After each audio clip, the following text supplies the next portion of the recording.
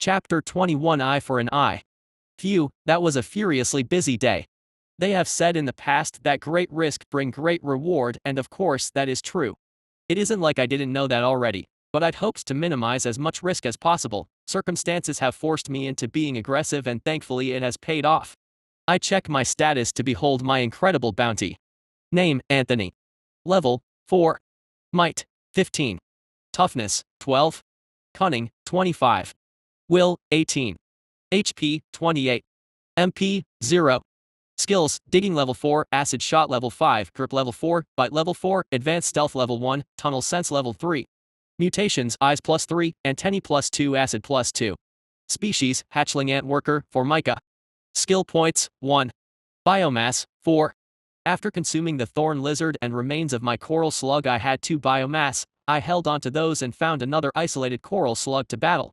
By repeating my trick from earlier, I was able to deal critical damage by landing a shot inside its mouth. However, I wasn't quite as quick and didn't manage to avoid the acidic mucus the slug managed to project at me.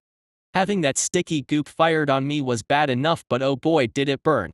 I had a partially melted section of carapace on the back of my thorax and lost 10 HP before it stopped melting into me. Even just that small bit of acid was a third of my health. I'm severely tempted to upgrade my carapace in the hopes it provides better protection, but there are so many priorities. Thankfully, after consuming the slug, which took a good while, I was able to regenerate 8 HP and mostly restore myself to a picture of ant perfection. After using so much acid in combat, the rewards have finally shown in the form of Acid Shot level 5. Ready to be improved. There are still a few basic skills I'd love to purchase, but I cannot pass up the chance to improve my most effective offensive weapon. Acid Shot minus improved Acid Shot. Cost 1 SP. The upgraded Acid Shot skill continues to improve accuracy with ranged acid attacks whilst giving additional improvement to attacks from increased range. Buy. Immediately the warm trickling sensation of skill learning melts through my brain. So nice. With this additional range boost, I'll be able to make more reliable shots from greater range, improving my safety as well as my ability to reliably output damage. It's a win-win. If only I had access to more skill points. I'll have to level up again as quickly as possible, so many skills are converging to level 4. I want to upgrade all of them if possible. Leaving them behind and losing out on XP would be a crime. Now for the tricky bit. The biomass. I really want to upgrade my eyesight to +4. Having superior vision to other monsters has been critical so far in allowing me to locate isolated prey and prevent others from sneaking up on me. The advantage in senses must never be lost. However, if I want to battle and gain more biomass, then directly improving my combat effectiveness would mean improving my acid. This would then leave 1 extra biomass that I could spend on legs, carapace or mandibles, all of which would increase my capabilities. Let's work with the process of elimination. Carapace upgrade would probably be pointless. +1 won't make much of a difference to anything. My defense is terrible. I'd rather work on speed first. Which means that +1 legs is tempting. I'd become a bit more mobile, which would help for scouting, retreating and fighting altogether, cost-effective indeed. +1 mandibles doesn't tempt me much. Larger, stronger mandibles would help me dig a bit and sharper mandibles would help fight a little but not much. The only creature I've managed to bite much at all is the thorn lizard, and they seem quite rare. This leaves me with really only 2 viable paths, +4 eyes or +3 acid with +1 legs. Do I continue to place my senses at the top of my priority list? My instinct is to be more defensive. Moving into another unknown environment down below, I want to have every possible advantage I can get. That means being able to see the enemy before they see me. It's settled then. Would you like to purchase +4 eyes? This will cost 4 biomass. Oh boy. Yes. HHHUOGHHHH. I can't describe the itch that overcame me in that moment. I could feel my eyeballs growing, stretching and my carapace shifting to make way for them. Please, Gandalf. This torture. Make it stop. I hate mutating. Mutations are amazing. But mutating itself. Eventually it settles down and my vision is once again improved. I can tell that now since my eyes bulge further out from my head. My field of vision has improved quite a bit. I can even see my own gaster waggling behind me when I'm facing straight ahead. Impressive. My vision still isn't what I'd like it to be, but it certainly is massively improved from when I was first reborn here in Pangera. Sniff. You've come a long way, Anthony, and soon you will be home with the colony. No time to hang about being misty-eyed. I have to continue to harvest XP and biomass as fast as I can. Those humans will come roaring down into this cavern, blasting everything they see before long. Back into the main tunnel I go, scurrying onto the roof and once more going on the hunt. If possible, I want to take advantage of the bonus biomass for new targets. Since I'm fully rested, now it may be time to try and take on one of the blade-tailed rats. The trick is finding one of them alone. They tend to move around in groups of 2 or 3, and they certainly can move fast. There is also the possibility that their thick fur, which covers most of their body, will be able to nullify my acid to some extent. The only exposed targets I could aim for are their faces, feet, and tails. I'll just have to wait and see if an opportunity presents itself. Ooh, what's this? I'm sensing vibrations from a disturbance up ahead. Must be another fight between monsters. I'll make my way over there. Considering how often the monsters are battling each other in these tunnels, it's kind of surprising that there are any left. Where are all the replacements coming from? Are they just popping out of the walls? Are they born as I presume I was? I wouldn't put anything past this place. It certainly baffles me with its mysteries constantly. For example, isn't it brighter in here yet again? The light from the tunnel walls seems to become more intense with every passing hour. I'm sure of it now. The light is definitely growing stronger. Why? I haven't a single clue. Since I don't know, I just have to keep moving forward. Creeping up, I can see that once again a group of 4 claw centipedes has gone into battle, this time against 3 of the wolf-like creatures with the long, almost draconic tails. It's a fierce one, this. The centipedes are outnumbering their opponents as usual. They really are the schoolyard bully of this place, but the hounds are flashing their huge fangs and swinging their powerful tails to fend off the assault. Time for a young ant to make an intervention. First, I make sure to stealthily move into a good position, slightly further away than I would have previously been. I want to take advantage of my new skills to stay as safe as possible. With careful aim, I wait for the perfect moment. The melee ebbs and flows, with moments of sharp speed interspersed with lulls of posing and threatening. The moment the two sides break apart a little, I take my shot. Bam! A lightning-fast stream of acid erupts from my rear field, splashing over a claw centipede who had just raced its claws to clack threateningly at its foes. The creature reacts immediately by retreating and flipping its many-legged body over, trying to throw off the horribly burning liquid. The hounds take advantage of the break in the enemy formation, pouncing forward to attack. Whilst 2 of the hounds keep 3 of the healthy bugs occupied, the remaining hound charges at the centipede to the left of the wounded one, cutting it off from its allies and shaping up for the 1v1. This should be interesting. My money is on the hound. The centipede seems to agree, backing itself away whilst rearing up its back section, threatening to stab forward if the hound approaches. This hound gives absolutely no fricks to the threat and leaps forward immediately. Thunk. Pressured by the aggression, the centipede immediately lunges forward with lightning speed, striking like scorpion, but showing incredible agility. The hound is able to twist itself the side, causing the venom spike at the end of the tail to strike stone. Not willing to wait for the opponent to recover, the hound immediately positions to the side, not lunging in to bite, putting itself at risk of the claws, but swings its thick, muscular tail with tremendous force. Crack. Chapter 22. Once more into the breach. The centipede is crushed into the stone floor of the cavern. Deep cracks appear on its carapace after the kinetic force rips through its body, shattering the hard outer skeleton. I'm stunned. That was one fearsome strike. If I was hit by that, I'd be squashed into a pancake, no doubt about it. Scary. The centipede doesn't seem to have fared much better. It twitches on the ground, barely moving. The hound steps forward slowly, a murderous glint its eye. Almost as if it's thinking, "Take that, you bug, how dare you threaten my greatness." Before it can deal the finishing blow, however, something unexpected happens. Sizzling acid streaks through the air and sprays down the hound's left flank, immediately burning into its flesh. Oops. Sorry to interrupt your proud moment there, hound, but I don't want this battle to end just yet. Of course, one blast of acid isn't enough to finish off a hound, but the same is also true for the centipedes. The claw centipede I hit earlier has now recovered enough to once more join the fray. It advances cautiously to reinforce its 3 unharmed brethren against the 2 healthy hounds. This is the critical moment. With 1 centipede essentially down for the count but still living and 1 wounded hound, the battle has become very even. The centipedes seem a little unwilling to proceed with the fight now. They continue to posture aggressively but don't actively make any moves to attack against their larger opponents.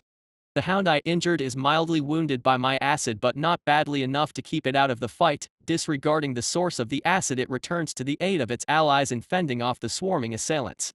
At that moment, splash! Another fierce arc of acid is launched through the air onto the wounded hound.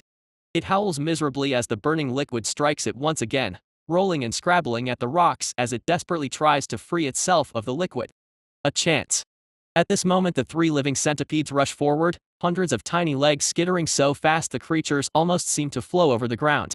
Distracted momentarily, the hounds respond a beat too late and one is quickly seized in the claws of an advancing centipede. Snarling furiously, the hound tosses its head trying to dislodge the attacker before swinging its vicious tail around to slam the centipede away. Too late, however, as another centipede has taken advantage of the moment and struck down with its poison stinger. In the meantime, I have taken the chance to maneuver off the roof and down the wall, cautiously approaching the outskirts of the fight. The poisoned hound howls in anger and throws itself at its attacker, striking with fierce claws and fangs. When another centipede approaches from the side, it is brutally slapped away with a swipe of the tail.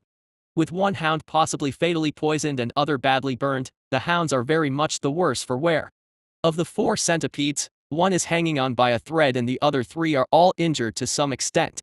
There isn't any pause in the carnage, however, as the poisoned hound, seeming to sense its demise, pushes further into the fray. Emboldened, the remaining hounds also press forward on the attack. You have slain level 3 claw centipede. You have gained XP. After a few quick chomps with the mandibles, the almost dead centipede is finished and I quietly drag the carcass away to a secluded fold in the rock nearby. The battle is really reaching a climax now on the other side. The 3 remaining centipedes are giving their all to survive, lashing forward with their poison spikes over and over again, trying to ward off the desperate hounds.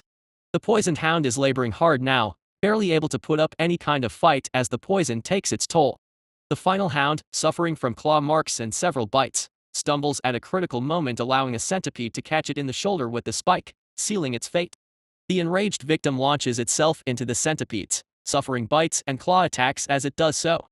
Enduring the pain, the hound pours all of its momentum into a massive swipe of the tail, catching 2 centipedes and sending them slamming into the rock walls. The stunned creatures can barely move after the incredible force has shattered its legs and deeply cracked the carapace in many places. All that is left now is one wounded centipede and the burned hound. Both are severely injured, barely able to put up a fight. Slowly they circle each other, watching and waiting for an opening. The hound is limping, its 4 legs are badly bitten by this point. The centipede isn't much better, several legs are crushed, hindering its mobility. Almost as if a hidden start gun has gone off, they simultaneously launch at each other. The 2 monsters quickly converge and bite forward, latching onto each other. The centipede has gripped the hound by the throat. The hound is crunching down just behind the centipede's head. Who will hold on? It turns out neither, as both creatures gradually collapse, completely spent, unable to continue the fight. Emerging from the shadows, I behold a scene of ridiculous carnage. The 3 hounds have collapsed, exhausted and on the verge of death. Their opponents, the centipedes, are similarly disabled, unable to defend themselves. Hoo hoo ha ha ha ha ha ha ha. Fools. You were dancing in the palm of my hand all along. Even if I beheld the entire process with my own eyes, I still cannot quite comprehend exactly how well this has all worked out for me.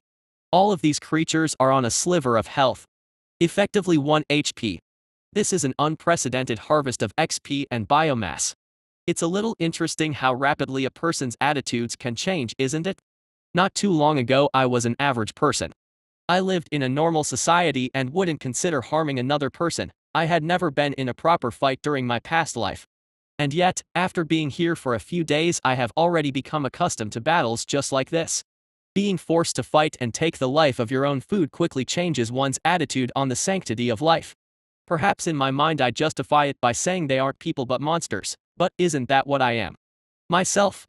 Time to worry about that later. I need to secure the last hit on these hounds before the poison steals my XP.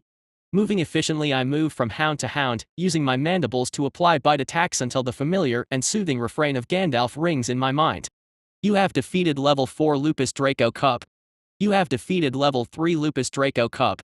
You have defeated level 4 Lupus Draco Cub. You have gained XP. And then I move on to the remaining centipedes. Sadly, one of them was unable to hold on to life and has already succumbed to its wounds. But the others are still kicking. You have defeated level 2 Claw Centipede. You have defeated level 3 Claw Centipede. You have gained XP. You have reached level 5, 1 skill point awarded.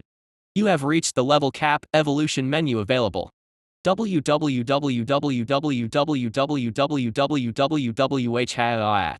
Gandalf. Is it true? I can evolve. No, Anthony. Don't get distracted. No matter how much you love the idea of evolving, you have to secure this biomass before anything happens. With all of these bodies just lying about, any creature is going to want a slice of the pie. At this moment, my antennae detect a trembling vibration shuddering through the air. I immediately become still. There. Again. Faintly, a thudding impact is carrying through the tunnel, originating further up towards to the first cavern. Wait. No, no. Not now, not like this. It can't be now. Chapter 23: The Invasion. As quickly as possible I start chowing down, trying to get as much biomass as I can. You have consumed a new source of biomass, Lupus Draco Cub. You are awarded 1 biomass. Basic profile of the Lupus Draco Cub unlocked. Lupus Draco Cub, Wolf Dragon Cub, the young form of the fearsome wolf dragon. They have a high resistance to flame. Good to know. Looks like these creatures are only the young. Crazy. Must keep eating. The sounds are slowly growing louder now. I still can't see anything, but I have a terrible feeling I know exactly what is coming my way.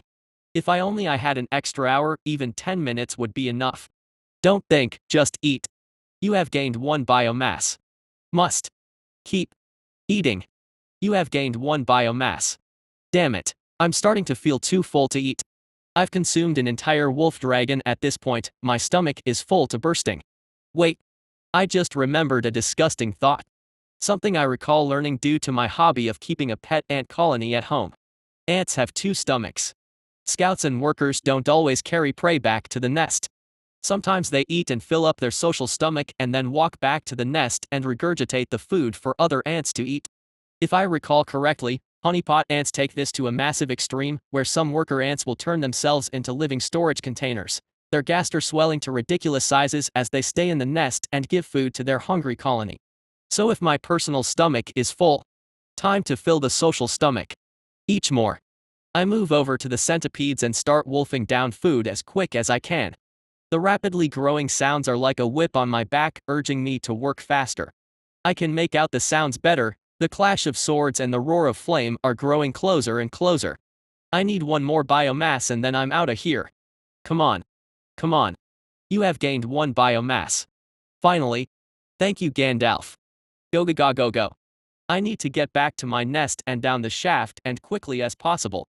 I try to burst out with all my speed, only to find my back section is too heavy, weighed down by all of the biomass. It's dragging on the floor. No. Don't do this to me. Scrambling as fast as my little legs will carry me, I crawl and drag myself towards the wall and start climbing up. I'm so damn heavy. Climb, climb, climb, you fat ant. Slowly I pull myself up the wall and start moving towards the side tunnel where my nest is. I can hear the roar of monsters as they throw themselves into battle and the shouts and clash of arms of human soldiers as they rip the creatures apart. I can see my nest now, only 10 more meters. I can see something else too. Soldiers are starting to come into view. Advanced stealth. I need you now. Haul, Anthony, haul yourself up this damn wall. More and more soldiers are appearing up the tunnel, advancing in organized groups. They are blasting every monster they see apart with coordinated fire, moving to side tunnels, launching magic and arrows down them before sending pairs of soldiers in to make sure they leave nothing behind. This is an extermination. Finally I reach my tunnel and rush as quickly as I can up to my dirt wall. I pass through the gap I left at the ceiling, but just before I'm through I realize I've become stuck. My back section is too fat to fit through the gap. Damn it. I've got too much junk in the trunk to squeeze through. Pull man. I mean, pull ant. Using all 6 of my legs I grip the wall as hard as I can and drag my body through the small gap. With an audible pop I get through, the sudden momentum causing me to lose my grip and fall off the ceiling, landing flat on my face. I've got a tiny bit of breathing space now. I'll spend my biomass quickly and then haul down the shaft. Do you want to purchase acid +3 and legs +1? This will cost 4 biomass. Go for it. The horrible feeling of mutation immediately erupts, especially in my acid gland, but I don't wait for it to subside. The fear staying here and getting caught propel me to keep moving. Straight away I crawl to the shaft and start making my way down, my increased weight slowing my descent more than I'd like. I'm having to carefully shift my bulky backside, making sure I'm properly supported before each step so I don't immediately fall to my death. Hopefully the +1 legs will be able to sustain my bulk a little better and allow a safe journey. When I'm almost halfway down, a muffled boom echoes down the shaft above, followed by dirt cascading down over me. It takes me a moment to realize what has just occurred. They've detonated my dirt wall. This means they're coming past my nest and will find the shaft shortly. I redouble my efforts, accelerating down the wall at a dangerous pace. My claws begin to slip and slide as I risk unsafe footholds on the wall to expedite my passage. Eventually I'm able to reach the bottom of the shaft without anything drastic happening, but I don't feel safe yet. I'm worried they want to explore this place and make climb down, which means I can't remain here for too long. I leave the bottom of the shaft and make my way into the narrow tunnel that connects to the vast underground tunnel. Before I exit this place, I have one important task. I can only hope that I have enough time. Would you like to use the evolution menu? Yes, I would. Congratulations on reaching the maximum level for your current species. Evolution will allow you change your form and increase your stats as a monster. Warning, evolving will make securing XP and biomass more difficult as fewer rewards are given for preying on creatures less evolved than yourself. Your evolution options are as follows. Mature Worker Ant for Micah. Condense Monster Core. Oh ho. 2 different options. I don't have a lot of time here, Gandalf. Hit me with the details. Mature Worker Ant, advance from a hatchling of your kind into an adult. Base stats will significantly increase, new skills will be unlocked. Condense mana absorbed by the individual into a monster core. The core allows monsters to store and utilize. MP can also be utilized to empower custom evolution. 100% of mana required has been obtained. Okay. So the option that will provide a significant increase in stats for me right now is to advance into a mature worker of this wood ant species. I'll put that aside for now. The second option is very intriguing. So monster cores are a real thing in this world after all. What's more, it allows me to store MP. Presumably storing MP will put my tiny feet on the path to being able to use magic.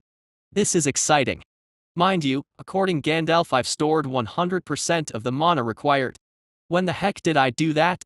Perhaps I've been absorbing some just by walking around, or maybe the water in the rock pool? Was that shocking taste my body drawing in mana?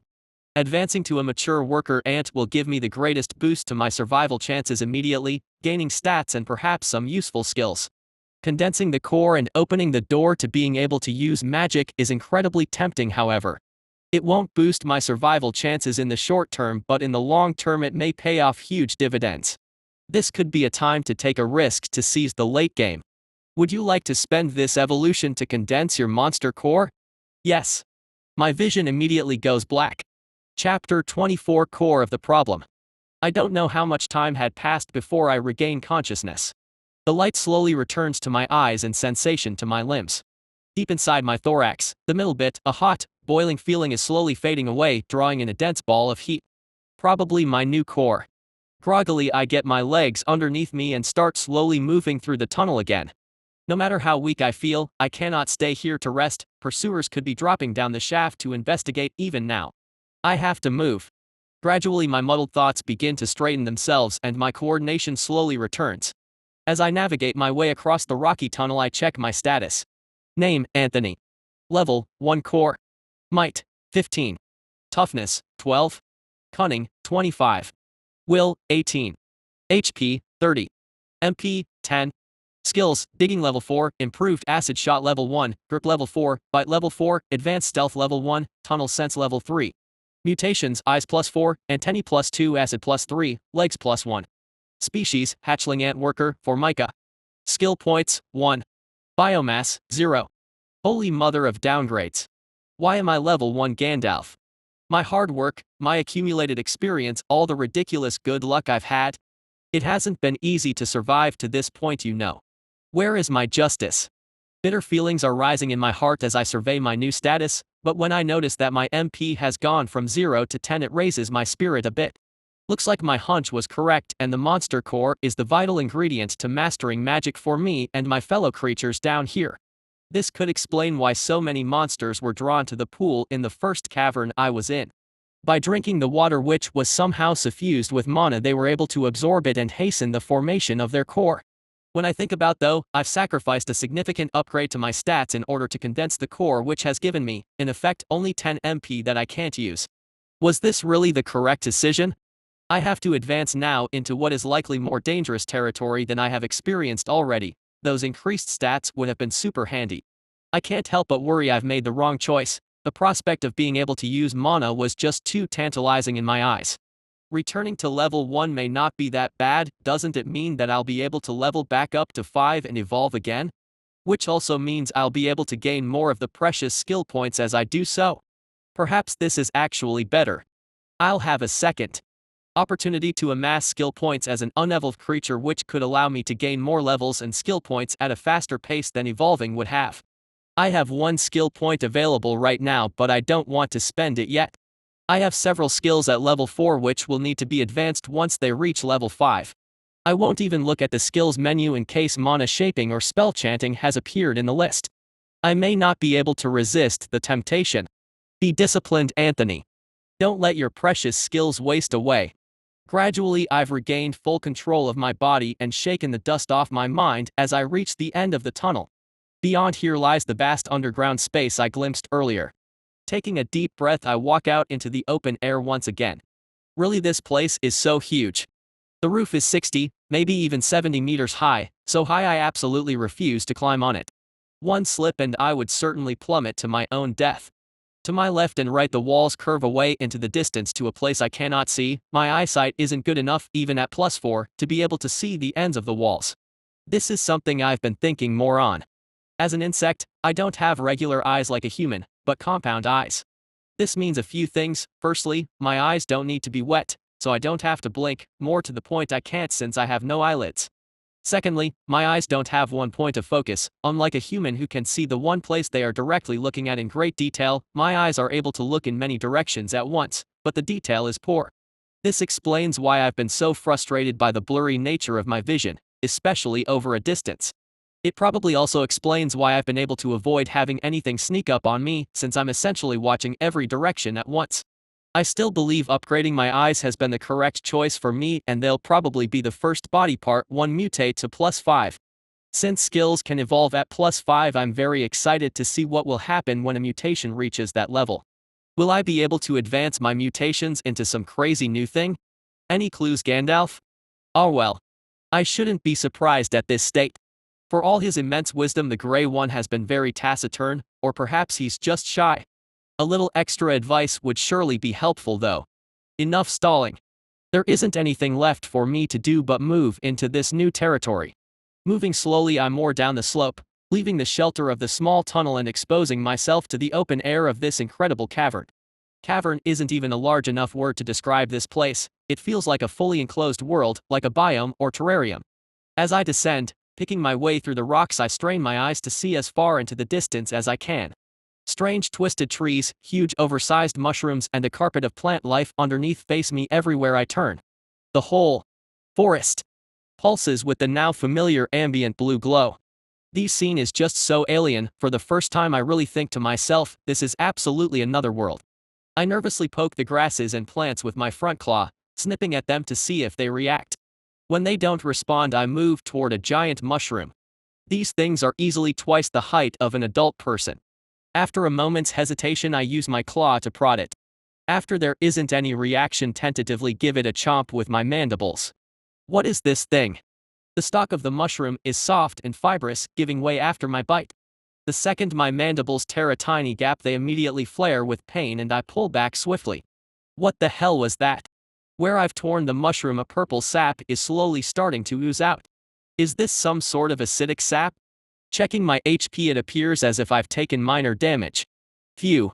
Although it may seem silly to lose HP chomping on a mushroom, every piece of information I can gain about this place makes me feel a little more comfortable. So the mushrooms have acid ooze inside them. Do not bite. Nice. Feeling strangely encouraged by having my face burnt by a mushroom, I begin following the wall around to the right, scouting the edge of the forest. I need to move away from the shaft in case the humans use it, but I want to stay close to the rocky wall so I can dig myself a hiding place further around. I won't feel truly comfortable unless there is a place I retreat to if I get into trouble. After 10 minutes or so I'm beginning to wonder just how many creatures there are down here, since I haven't seen a single one. Is everyone asleep? Craw. Well, there is my answer. A piercing cry blasts out and echoes off the walls. Like lightning I stuff myself between some rocks, trying to get as much cover as possible. A few seconds later I get sight of the source of that terrifying cry. First one, then another, and another blurry shape peels off the ceiling and unfolds massive wings before plunging down in the forest.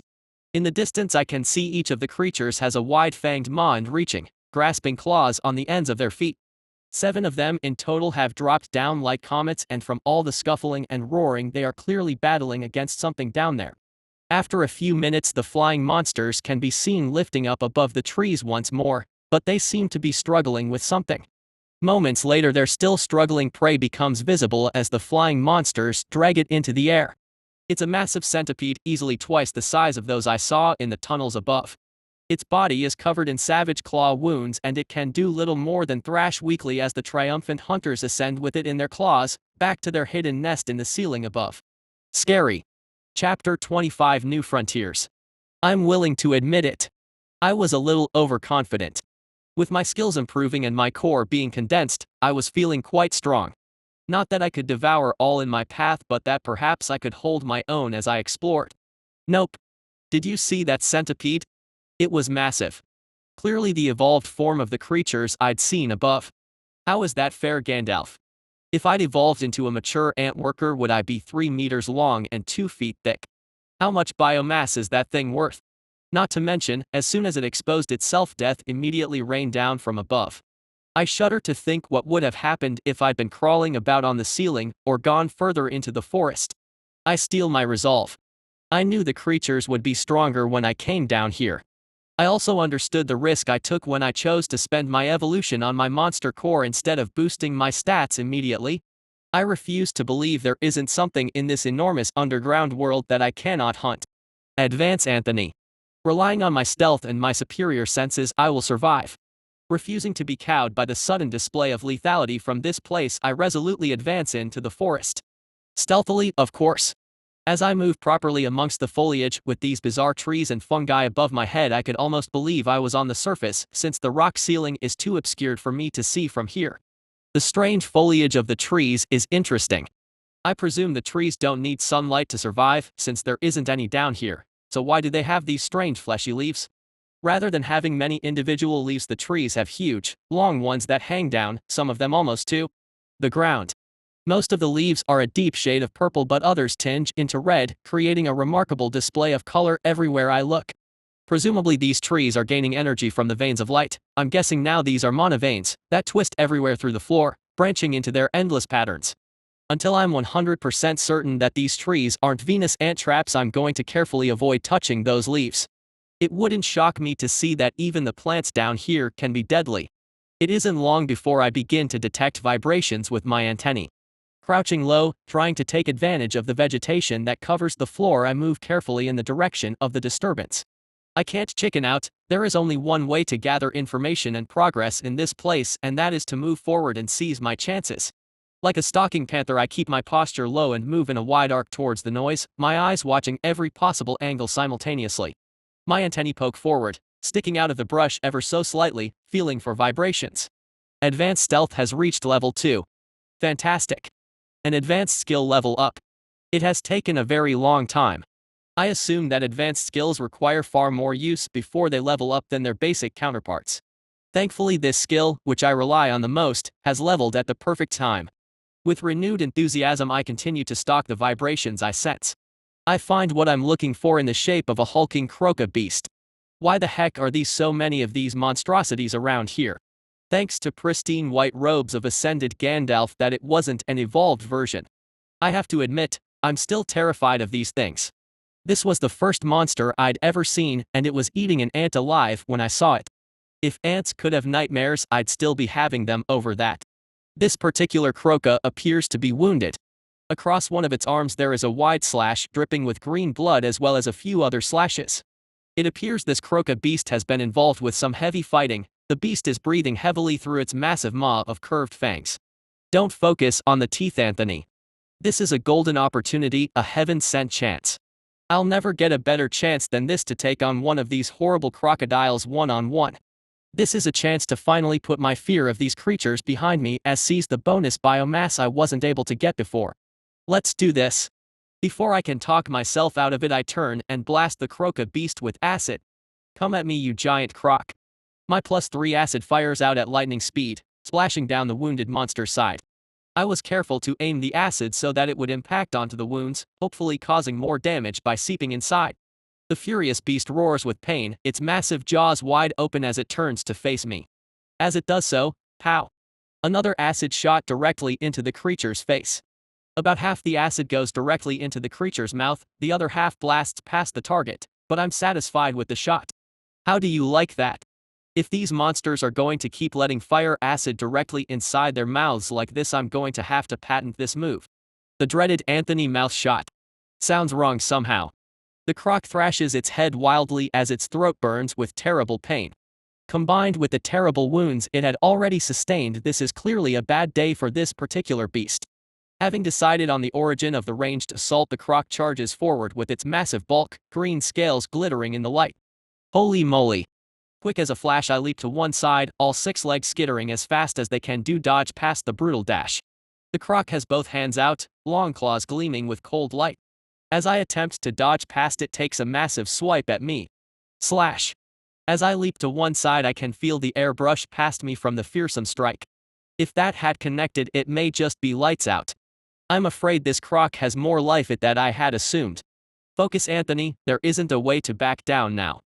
As the creature corrects its balance and turns to face me once more, I turn my head slightly to get good vision behind me and suddenly brace my legs. Fire! The creature stuns me by predicting the move, lunging to the left as the jet of hissing liquid flies through the air. Smarter than you look, croc. Had it been uninjured, it may have escaped completely, but with its reactions dulled and its body not moving the way it wants, it isn't able to fully escape the spray. The bubbling acid is now eating away at the monster's chest as well, in addition to the damage being done by the earlier 2 shots. I refuse to believe the croc has much more in the tank. I keep moving. If I stand still, the far larger monster will have a much easier time closing in on me for the kill. In a straight-up fight, it's obvious who would have the advantage. The croc is laboring hard, but murderous intent is oozing from every pore as it glares at me, circling it from range. Such a fearsome monster, this croc. Although it may be shorter than an average person, it is clearly heavier, its powerful frame stocked with muscle. Not to mention, to someone like me, who is probably only as tall as a person's knee, this creature towers over me. The intimidation factor is real. As if it knows that the clock is ticking against it, the beast growls fiercely and charges, aiming to cut me off as I keep circling around it. I have to dodge. But left or right? All 6 legs kick into overdrive, moving so fast they almost begin to blur.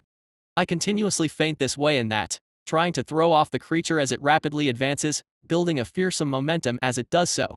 As it draws closer, the croc rears back with its right arm, claws fully extended. If I take this head on, I'm dead. Where do I go? My heart is pounding in my chest until I think it might explode. But somehow I'm able to stay cool. In a flash of inspiration, I rush decisively in a direction the croc would not have expected, directly into it. The claws swoosh over my head, catching on one of my antennae and shearing part of it straight off. The blast of pain makes me feel nauseous, but I double down and bite hard on the croc's leg, hauling with all of my strength and wait to pull it down before it can regain its balance. Bite has reached level 5, upgrade available. Not now. Gandalf. Chapter 26, Conqueror. Actually, scratch that, now Gandalf. Now. Would you like to improve Bite to Crushing Bite? This will cost 1 SP. Quick. Before the croc can react, I rear back and chomp down on its leg once again, trying to inflict some damage and drag the creature off its feet. As I prepare to bite, something shocking occurs. My mandibles begin to glow faintly and I can feel a new strength building within them. Is this my new skill? Some sort of active attack? Finally, when I bite down with all my power, the feeling of crunching scales reverberates through my jaws. This bite is so much more powerful. The success of my strike has shocked me, causing me to pause momentarily, and the croc leaps at this chance. Sacrificing its own balance, it turns and falls, swinging out with its tail and catching me a solid blow across my body. Bam! The impact sends me flying 3 meters. Once again pain explodes in my side, but I push it away. I cannot lose this fight. I will not lose this fight. I've taken a fair bit of damage from that impact. My carapace has been cracked in a few places and I think one of legs may be broken. As I steadily pull myself to my feet, I check my status. Yep, HP has been cut in half. The croc must be suffering just as much.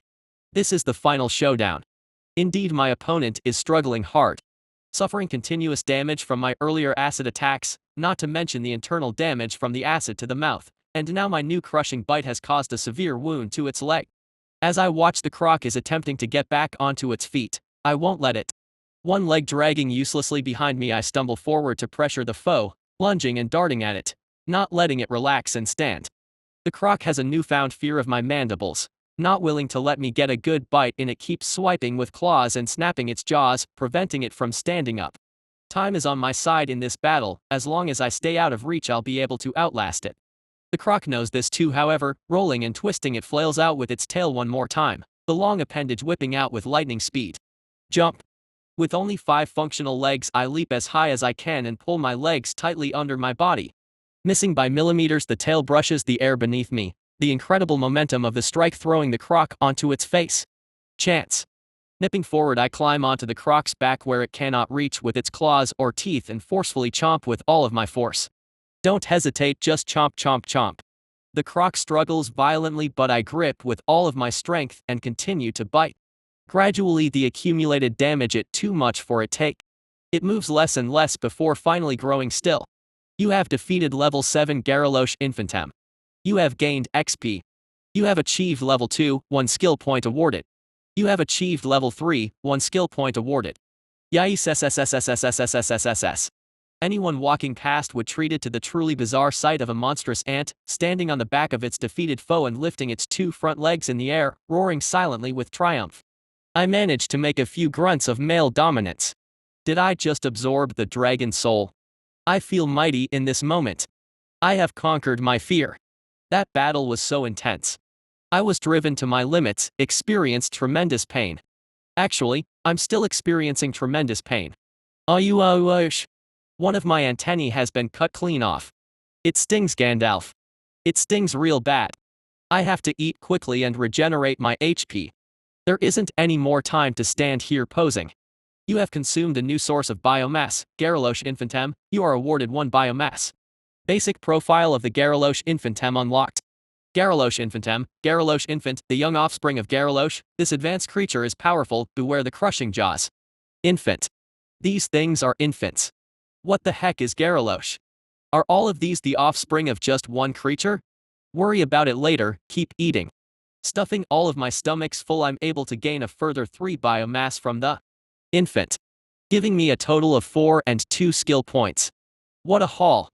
After consuming the creature, my HP has recovered to 23/30 as well, giving me some level of comfort. I don't feel comfortable staying out here in the open. I decide to search for a section of soft ground and excavate myself a nest in order to rest and spend my points. It takes only 5 minutes before I find a patch of soft earth further into the forest. Working as quickly as possible, I dig out a small nest, digging straight down and then across to make an L-shaped recess in the ground where I can hide. Not willing to take chances, I cover over the opening to reduce the chance of me being spotted. It's hardly a perfect camouflage, but I'd rather have this at the minimum than no protection at all. Phew. I'm still coming down from the incredible intensity of that fight.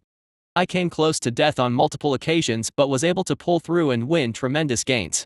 This rush and thrill are like nothing I've experienced before. I can understand now why some people are such thrill seekers back on Earth. But this goes beyond anything they could hope to experience. This was a real life or death battle. As exciting as it was, I don't want to get in the habit of challenging powerful monsters. I wouldn't have gone into that fight if the croc hadn't been injured in the first place. This was a lucky encounter and I can't let my victory get to my head. Now to spend my incredible wealth. With my newly improved crushing bite skill, I decide to upgrade my mandibles twice, using 3 of my biomass and spend the last one on upgrading my carapace to +1. This will broaden my offensive options and provide a tiny upgrade to my defense. After enduring the mutation process, I hate it so much. It's finally time to spend my precious skill points. 2 skill points to spend. This is unprecedented wealth. My power is growing at an accelerated pace. Checking my skill list, finally I see all the skills I had before with one new addition. Dash, cost 1 SP, increases speed over short distances but increases stamina drain. Slashing attack, cost 1 SP, more accurate and powerful slashing attacks. Chomp, cost 1 SP, bites pierce more and are more difficult to shake off. Mana manipulation, cost 1 SP, basic skill to manipulate absorbed mana. It's here. Mana manipulation will open the gateway to magic powers. I couldn't possibly be more excited for this. I have one more point to spend. I don't see the value of slashing attack. My claws are designed to grip surfaces, not fight with. Since my mandibles have seen such an improvement, I will double down and take the chomp skill to stack buffs on my bite attack. The chomp skill adds piercing power and grip to my bite attacks. With my shiny new +2 chompers and crushing bite skill, I might be able to do some serious damage in a fight now. Once again, the warm trickling sensation engulfs my brain. Why is learning skills so pleasant but mutating so horrible? Once all is said and done, I admire my new status. Name, Anthony. Level, 3 core. Might, 15. Toughness, 12. Cunning, 25. Will, 18. HP, 30. MP, 10. Skills, digging level 4, improved acid shot level 1, grip level 4, crushing bite level 1, advanced stealth level 2, tunnel sense level 3, chomp level 1, mana manipulation level 1. Mutations, eyes +4, antennae +2, acid +3, legs +1, mandibles +2, carapace +1. Species, hatchling ant worker, Formica. Skill points, 0. Biomass, 0. Look at this incredible growth. My mutations are getting really nicely spread. It's a little inevitable considering the way the system is designed. If I want to upgrade my eyes again, I need an entire 5 biomass. For the same amount I could get 2 or 3 upgrades for other body parts, providing a better upgrade to my overall strength. Now that I've reached this point, I've taken the lowest of the low-hanging fruit. My legs and carapace are still only +1, but I really want to try and get my eyes to +5. The main reason for this is to see what happens when a body part gets to +5. Will they be able to adapt or improve in some way, like my skills do? Learning the ins and outs of the strange game-like system that applies to me here in this world is the most important this for me to do right now. Chapter 27, Long Roads. Thanks to my last encounter, I'm finally starting to gain a little confidence in this new world. Perhaps I'll be able to survive and find my colony after all. I mean, I've always been confident. Heh. Alright then. Time to focus on the next task at hand. Along with my purchase of the mana manipulation skill, some knowledge on how to apply it has been planted in my brain. It's a little disconcerting to think that purchasing a skill is directly modifying my brain and memories. Exactly how intrusive is this system? I don't really have the luxury of being able to worry about it now, so I push any doubts out of my mind.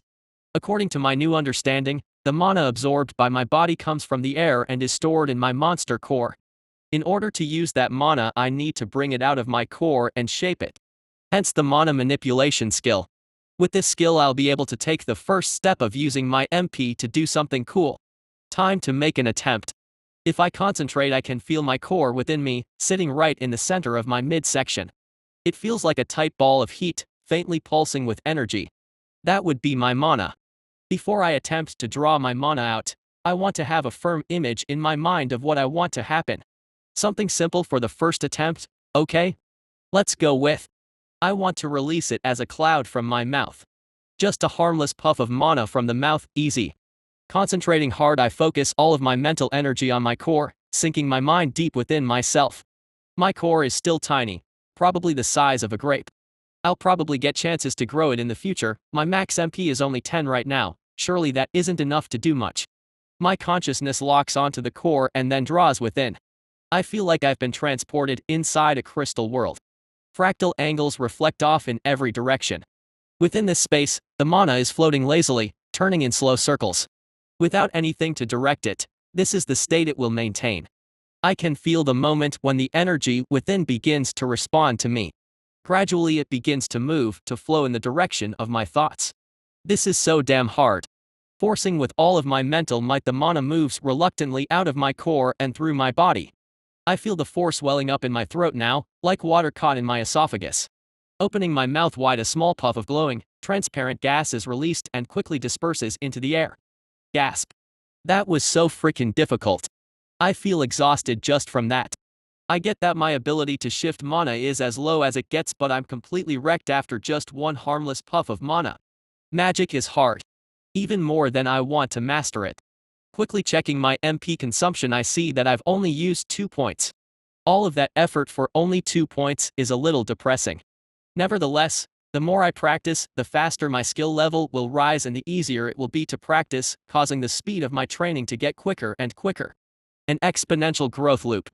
The faster I get through these early levels, the faster my growth will be. Summoning all my determination, I once again focus my mind on my core, trying to replicate the effect. HHHHHRRNNNGGGGG. Puff. God. Gandalf, this is ridiculous. How did you master these mystic forces? Do I need a beard and staff? I managed to practice another 3 times to use all of my mana, but on the last my mental energy runs out and I don't manage to force the mana outside of my body, causing it to dissipate harmlessly. I'm so exhausted by this process that I decide to have a bit of open eye to recover. I wish I had some way of knowing how much time has passed. Being born here with a smartphone would be way too convenient. When I wake up, I assume it hasn't been that long, possibly 3 hours. I'm guessing based on how full my stomach feels. Digesting all that crock will take some time. I've also regenerated 6 out of my 10 MP. I won't bother trying to use it all up until I get back to full. If I were to make another 3 attempts right now, I'd only be wearing myself down mentally before going out, which would be too risky. Even after emptying all of my MP practicing, I still haven't gained 1 level of mana manipulation. I can already tell that mastering magic in this world will be a long project. I can only take on that challenge if I manage to survive. Time to head out and scout. Emerging from my nest, I take a little time to conceal the entrance before I leave, covering up the hole with some dirt and vegetation. I may not even return to this nest, but if I can create a few hiding places as I move around, it will only improve my chances of survival. With that job done, I take a quick note of my surroundings. There doesn't appear to be any creatures nearby, nor can I detect anything with my antennae. Thankfully, as I've been digesting my biomass, the insured antennae has begun to regrow. If I continue to secure food for myself, my sensory organs will be returned to their former glory. At the moment, they are only running at about 70% of capacity, thanks to my injury. I can't get too mad about it. I gained so much from that encounter. The price I paid was easily worth it. The priority for this mission is scouting and information gathering, not combat. Unless I'm able to identify a truly juicy opportunity, I'll be passing it up in favor of information gathering. There's been enough risk-taking for the time being.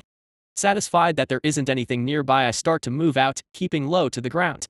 The massive cavern is just so wondrous to me. Such a ridiculous amount of open space under the surface just doesn't make any sense. I mean, I'm not sure exactly how large caves underground were on Earth, but you could probably fit a city inside here, so long as you lock the top off the buildings. It just doesn't seem possible for it to be natural.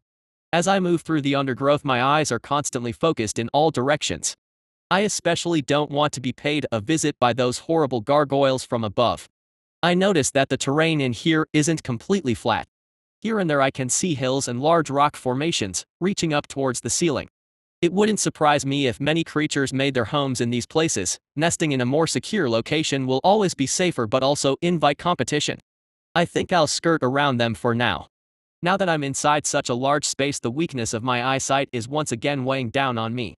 It would be possible for me to climb a tree and be able to see a very long distance if my eyes were good at focusing on distant objects, like a human's. My compound eyes are fantastic for focusing on all directions at once, protecting me from ambush, but they are not good at seeing things far away, even if the range has been upgraded by my +4 mutations. This means I can't get a good idea of the whole area at once by looking from a high vantage point or through a clearing in the trees. I have to move and get somewhat close whilst building up a map of what I see in my mind. Tunnel sense has reached level 4. Which is exactly what this skill is useful for. By maintaining my sense of direction, I can get a rough idea of what landmarks are placed where. About time you leveled up, tunnel sense. Some skills really do take much longer than others to skill up. Wait. Something's coming. I can feel it through my feet and antennae. Possibly something big. Looking around, I scan the terrain. The thick, pale mushroom stalks sprout straight out of the rock here and they're supporting the multicolored caps above them. The strange trees take up spaces between them, their twisted roots creating A gnarled carpet, spreading out from the trunk and piercing into the stone floor. I can use those. Instead of running and perhaps getting caught, I'll need to rely on my stealth to protect me as I'm out scouting. This creature could have incredible hearing, or sense the air vibrations caused by my running. They could be incredibly fast and chase me down. I just don't know. Better to hide. Quietly I move to a particularly large tangle of roots and slowly climb through them, concealing myself against the dirt and behind the strange wood. With careful positioning of my head I'm able to see some of what transpires nearby. Thud. Thud. The sounds of heavy footfalls is growing closer and louder. This is definitely a huge monster. When I finally lay eyes on it I almost pass out. What the hell is this thing? Chapter 28 True Lords of the Domain. An enormous, scaled hand reaches forward and grips the hard ground. Each scale is a polished, dark green color that practically glows with the reflected light of the forest. Vicious claws tip each digit, curved blades that taper into a fearsome point. What sets my poor heart beating the most is that each of these claws is probably the size of my head. Thick, powerful ropes of muscle on the hand drag the rest of the monster forward. The long pointed jaw, studded with teeth, precede the recessed, chilling eyes of the beast. Many teeth can be seen even with that massive mouth being shut, giving the impression of a menacing grin. There is a cruel intelligence gleaming within its gaze, striking fear into the heart of every creature unfortunate enough to cross its path. Across the back of the monster the overlapped scales are broken up by bony protrusions that end in spikes easily a foot long. With its body kept curiously close to the ground, its movement is sinuous and swift. As it passes by I can see a second set of shorter, but powerful arms halfway down its body are supporting its low profile. The creature growls and huffs explosively as it passes, releasing a sudden flare of red flame, causing me to almost squeak. Finally the powerful rear legs come into view. It's clear from their positioning that this creature could easily stand on its hind legs should it choose to, but has evolved in such a way that it can move swiftly and low to the ground like a crocodile on Earth. The monster is roughly 12 meters long from snout to tail. 12 meters. That's almost 40 feet. That's like 4 basketball hoops stacked on top of each other. That's almost the length of a bowling lane. Sure, that length includes the creature's long, muscular tail, but isn't that too stupidly big, Gandalf? That monstrosity is so huge I could never hope to challenge it. What the heck is a giant like that doing crawling around up here? I mean, judging by the appearance this is clearly an evolved form of the croca beast. I just can't bring myself to call those huge monsters an infant. The crocodilic features are clear to see, but what I didn't expect was the extra set of arms, the breathing fire and the stupidly huge increase in size. These things are so much larger than the croca it almost beggars belief. Is it entirely possible that this titan is actually 2 evolutions away from the croca? Judging by the size of those scales I don't think my acid would even be able to chew through it. This creature is like a tank. Its weight alone must be several tons.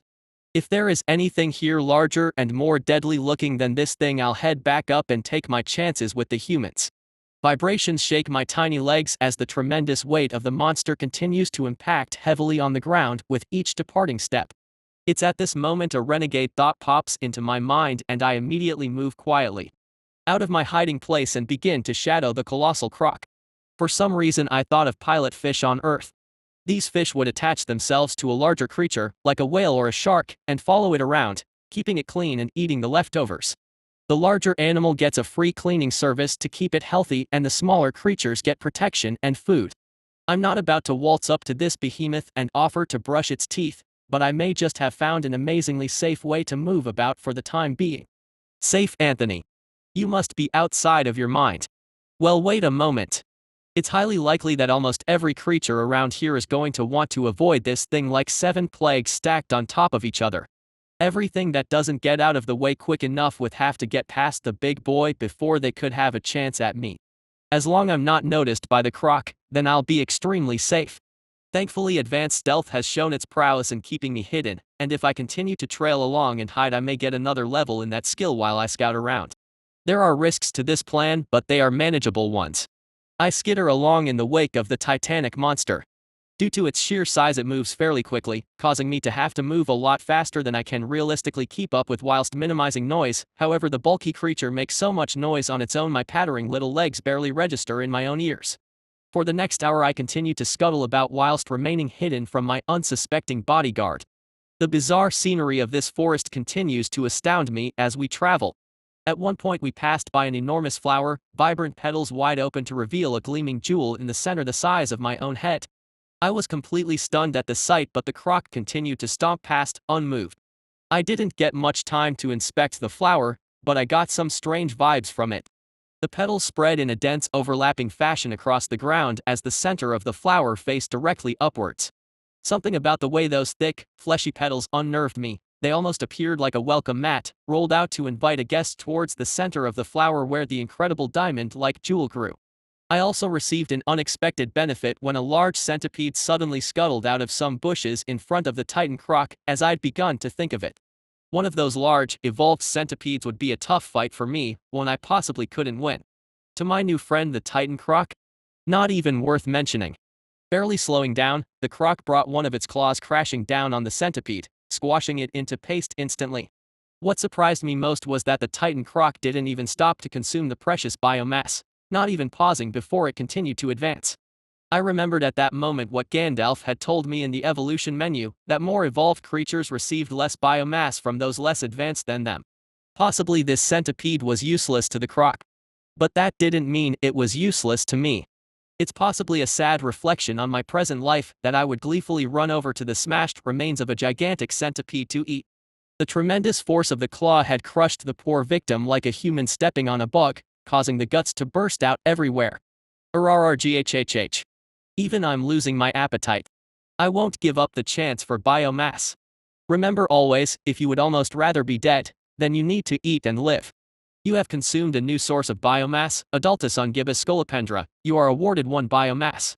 Basic profile of the Adultus ungibus scolopendra unlocked. Adultus unquibus scolopendra. Adult claw centipede. This branch of evolution of the basic claw centipede vastly increases the base creature's might without providing much boost to cunning. Interesting, this seems to suggest that there are other branches of evolution for the claw centipede. I ponder this concept as I quickly munch a bit more. You have gained 1 biomass. Right. I've barely consumed even a quarter of the creature before I decide my protection is getting too far away and I need to leave and catch up. Just before I do, I notice something glittering in the remains of the adult centipede. Just behind the base of the monster's head is a small, shining gem-like orb. Is this what I think it is? Moving closer, I grasped the object in my mandibles. Compatible monster core detected. Would you like to reinforce your core or reconstitute a monster? It is a monster core. I don't have much time to think about what Gandalf had to say. My protection is getting further away every second. Reinforce my core. The spherical orb immediately melts into thin air and a burning energy swirls through my body before being drawn down into my core like a swirling vortex. Faster and faster the energy circulates as it spirals ever downward whilst my own core grows hotter and hotter. Eventually all of the energy is consumed and with my core still burning inside me I hurry off after the Titan croc whilst checking my status. Name, Anthony. Level, 3 core. Might, 15. Toughness, 12. Cunning, 25. Will, 18. HP, 30/30. MP, 9/12. Skills, Digging level 4, Improved Acid Shot level 1, Grip level 4, Crushing Bite level 1, Advanced Stealth level 2, Chomp level 1, Tunnel Sense level 4, Mana Manipulation level 1. Mutations, Eyes +4, Antennae +2, Acid +3, Legs +1, Mandibles +2, Carapace +1. Species, Hatchling Ant Worker, Formica. Skill points, 0. Biomass, 2. Chapter 29 Croc Landing. New learnings. So I'm able to consume the cores of my fellow monsters in order to reinforce my own, and this has the effect of increasing my max MP. Fantastic. This means I'll be able to practice 1 extra time when I do my mana manipulation practice.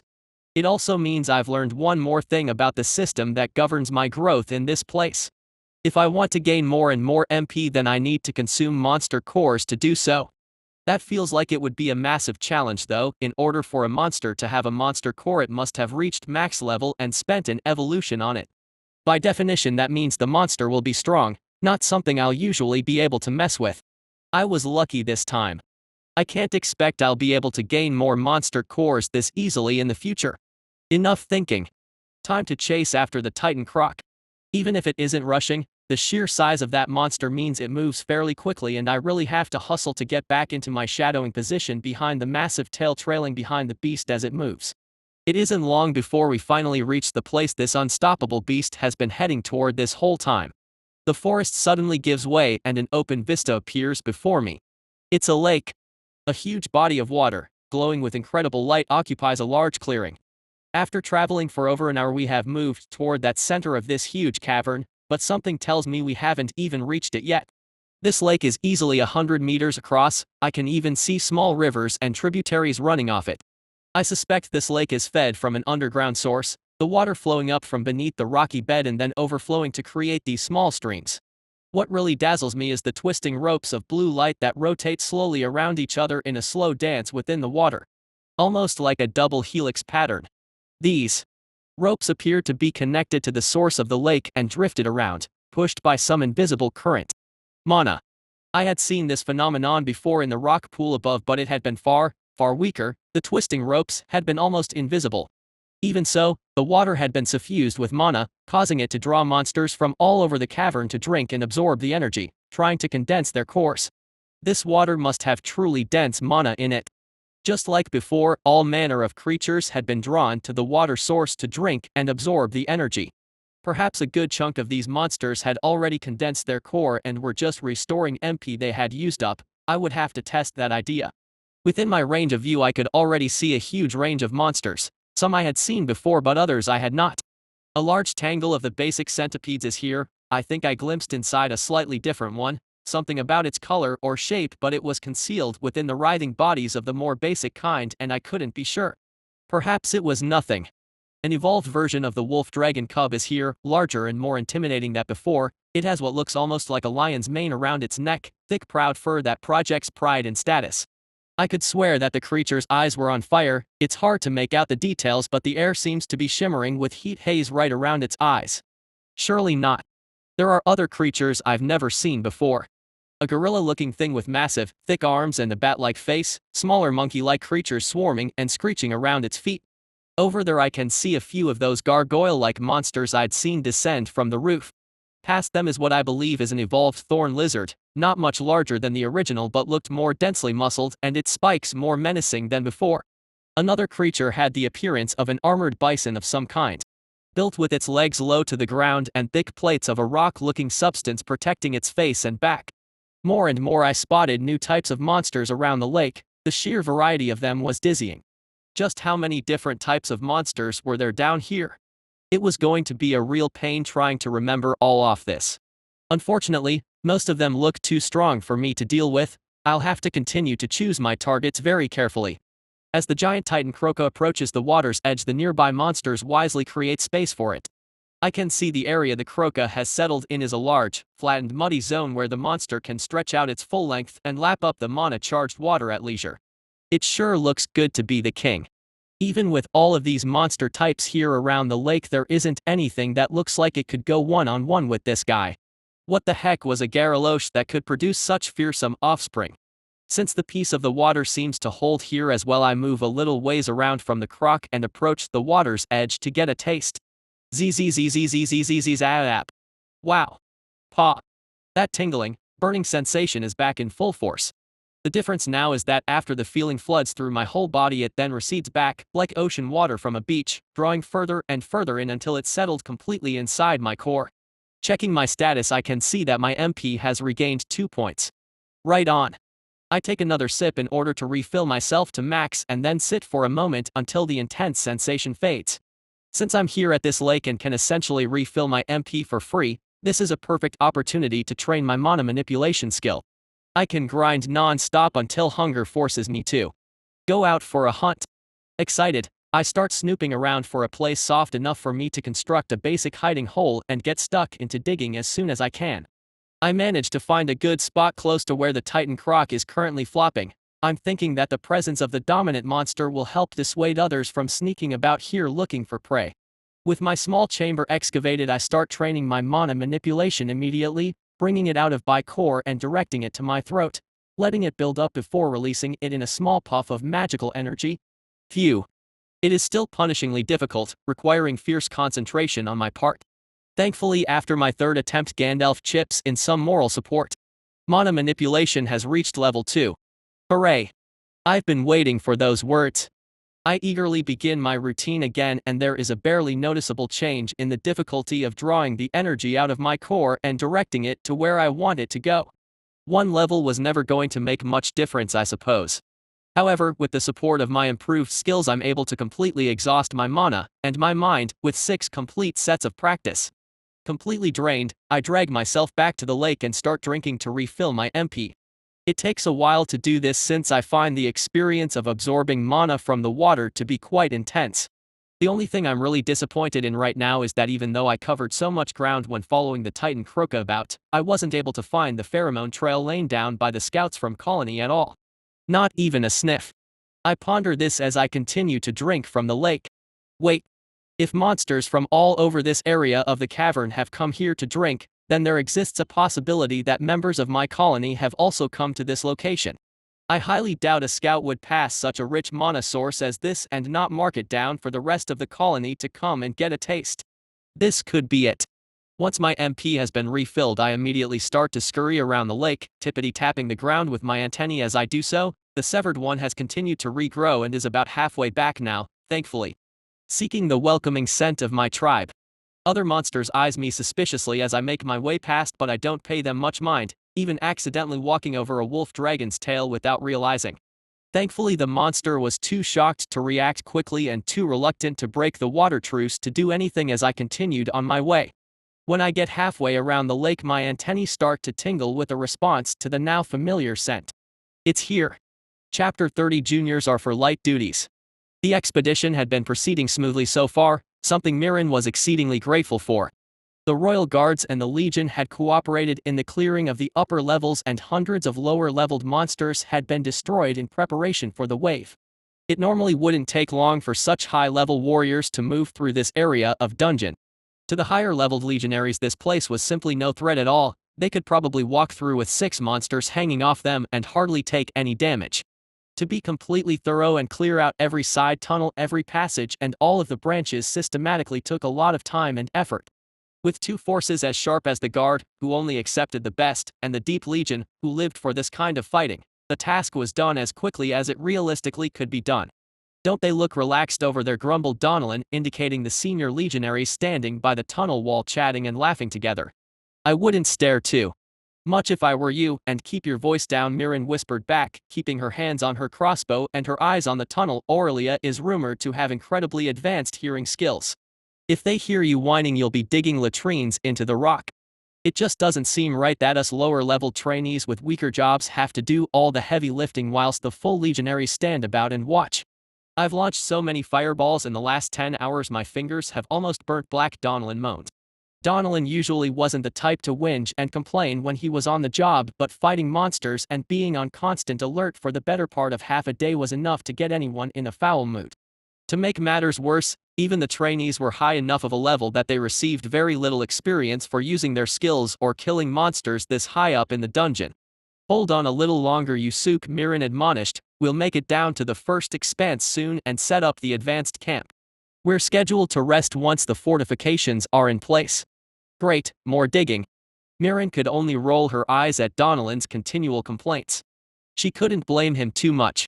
Mages who specialized in fire magic like Donnellan were often called blast mages because they were effective in wiping out large amounts of lower-leveled creatures. Donnellan had been forced to work much harder than she had.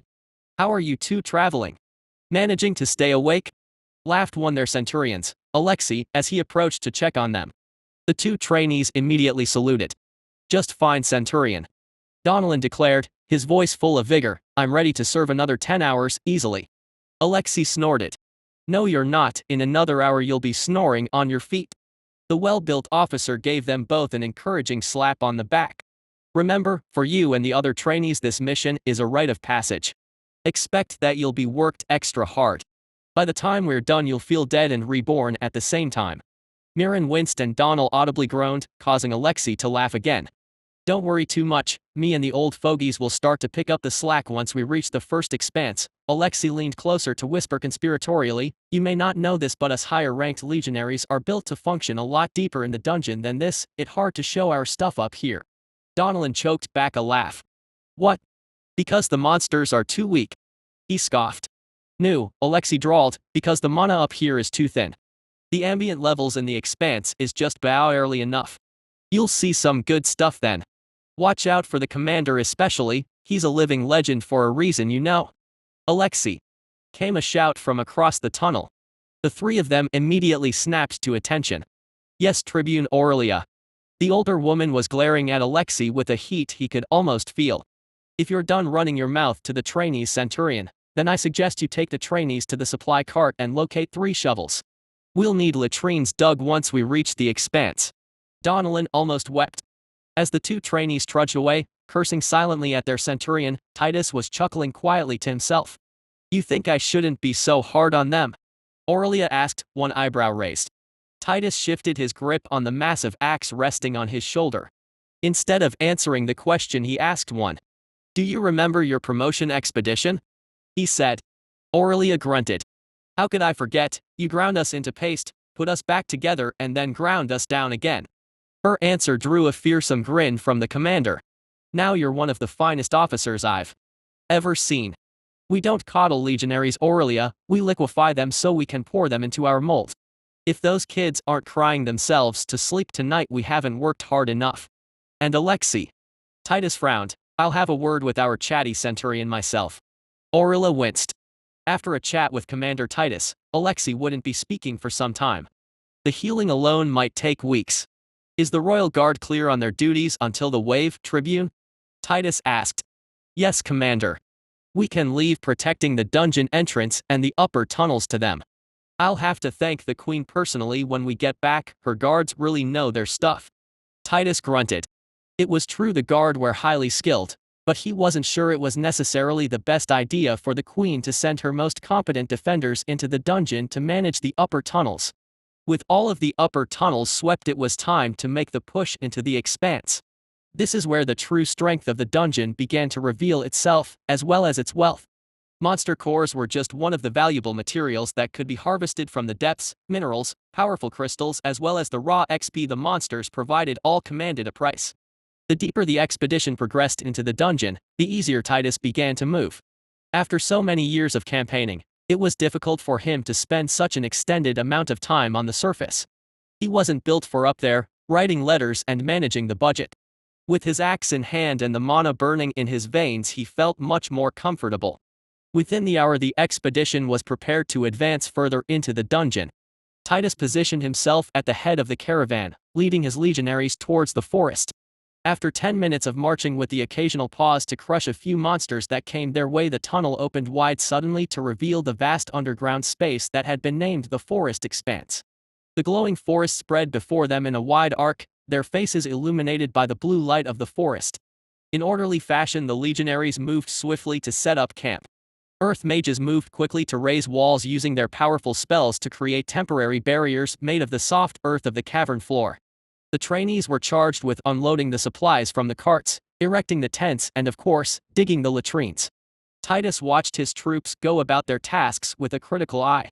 100 legionaries made up this expedition, 20 of those were trainees on their promotion delve, the remaining were full legionaries.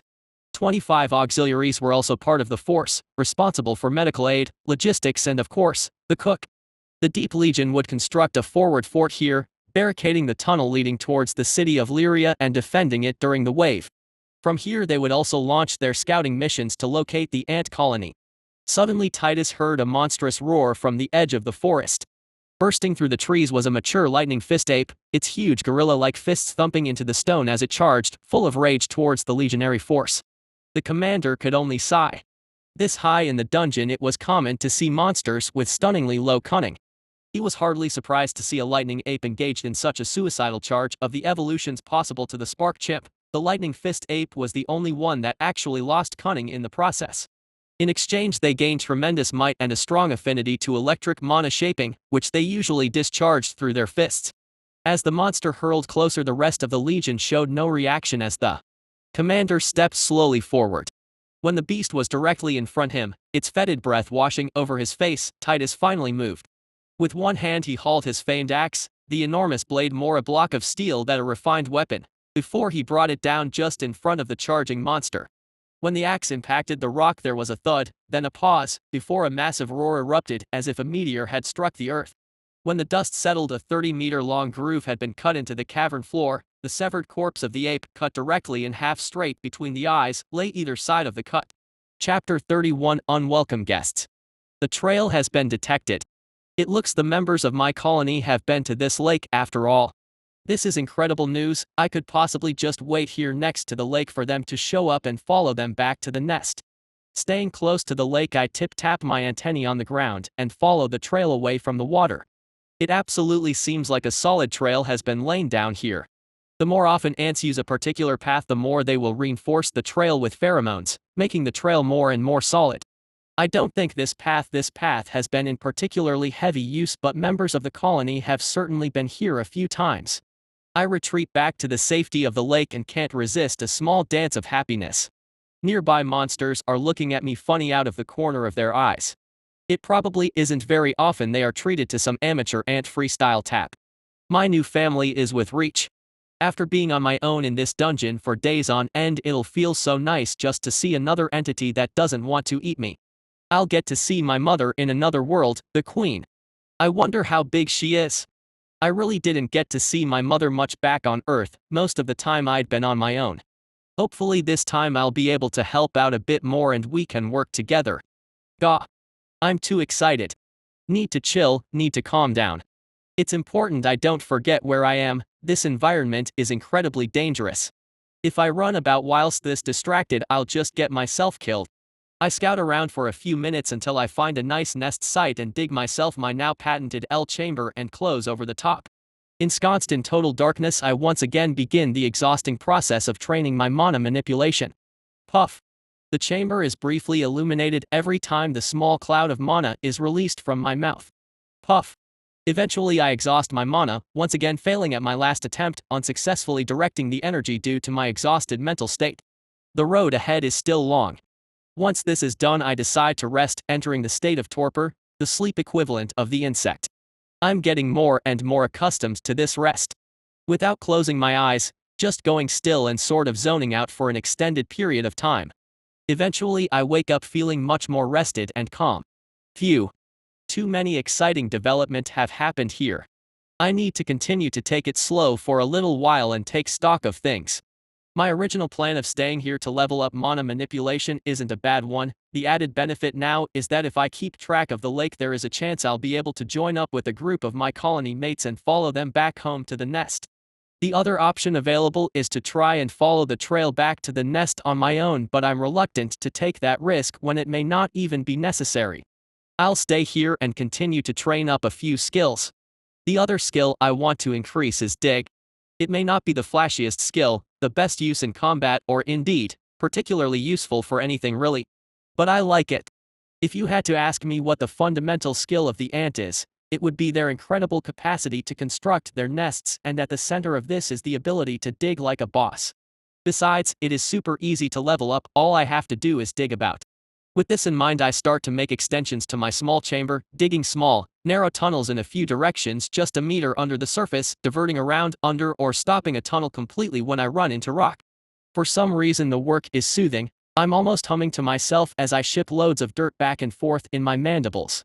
The ground here is particularly wet as well. I have to extend away from the lake, and it isn't long before I encounter tree roots, the buried stems of the giant mushrooms in my tunnels. Every now and again I dig up to the surface to create a little ventilation and also just to scope out what is happening around the place. This mini exits also provide a nice place to ditch my soil as I go.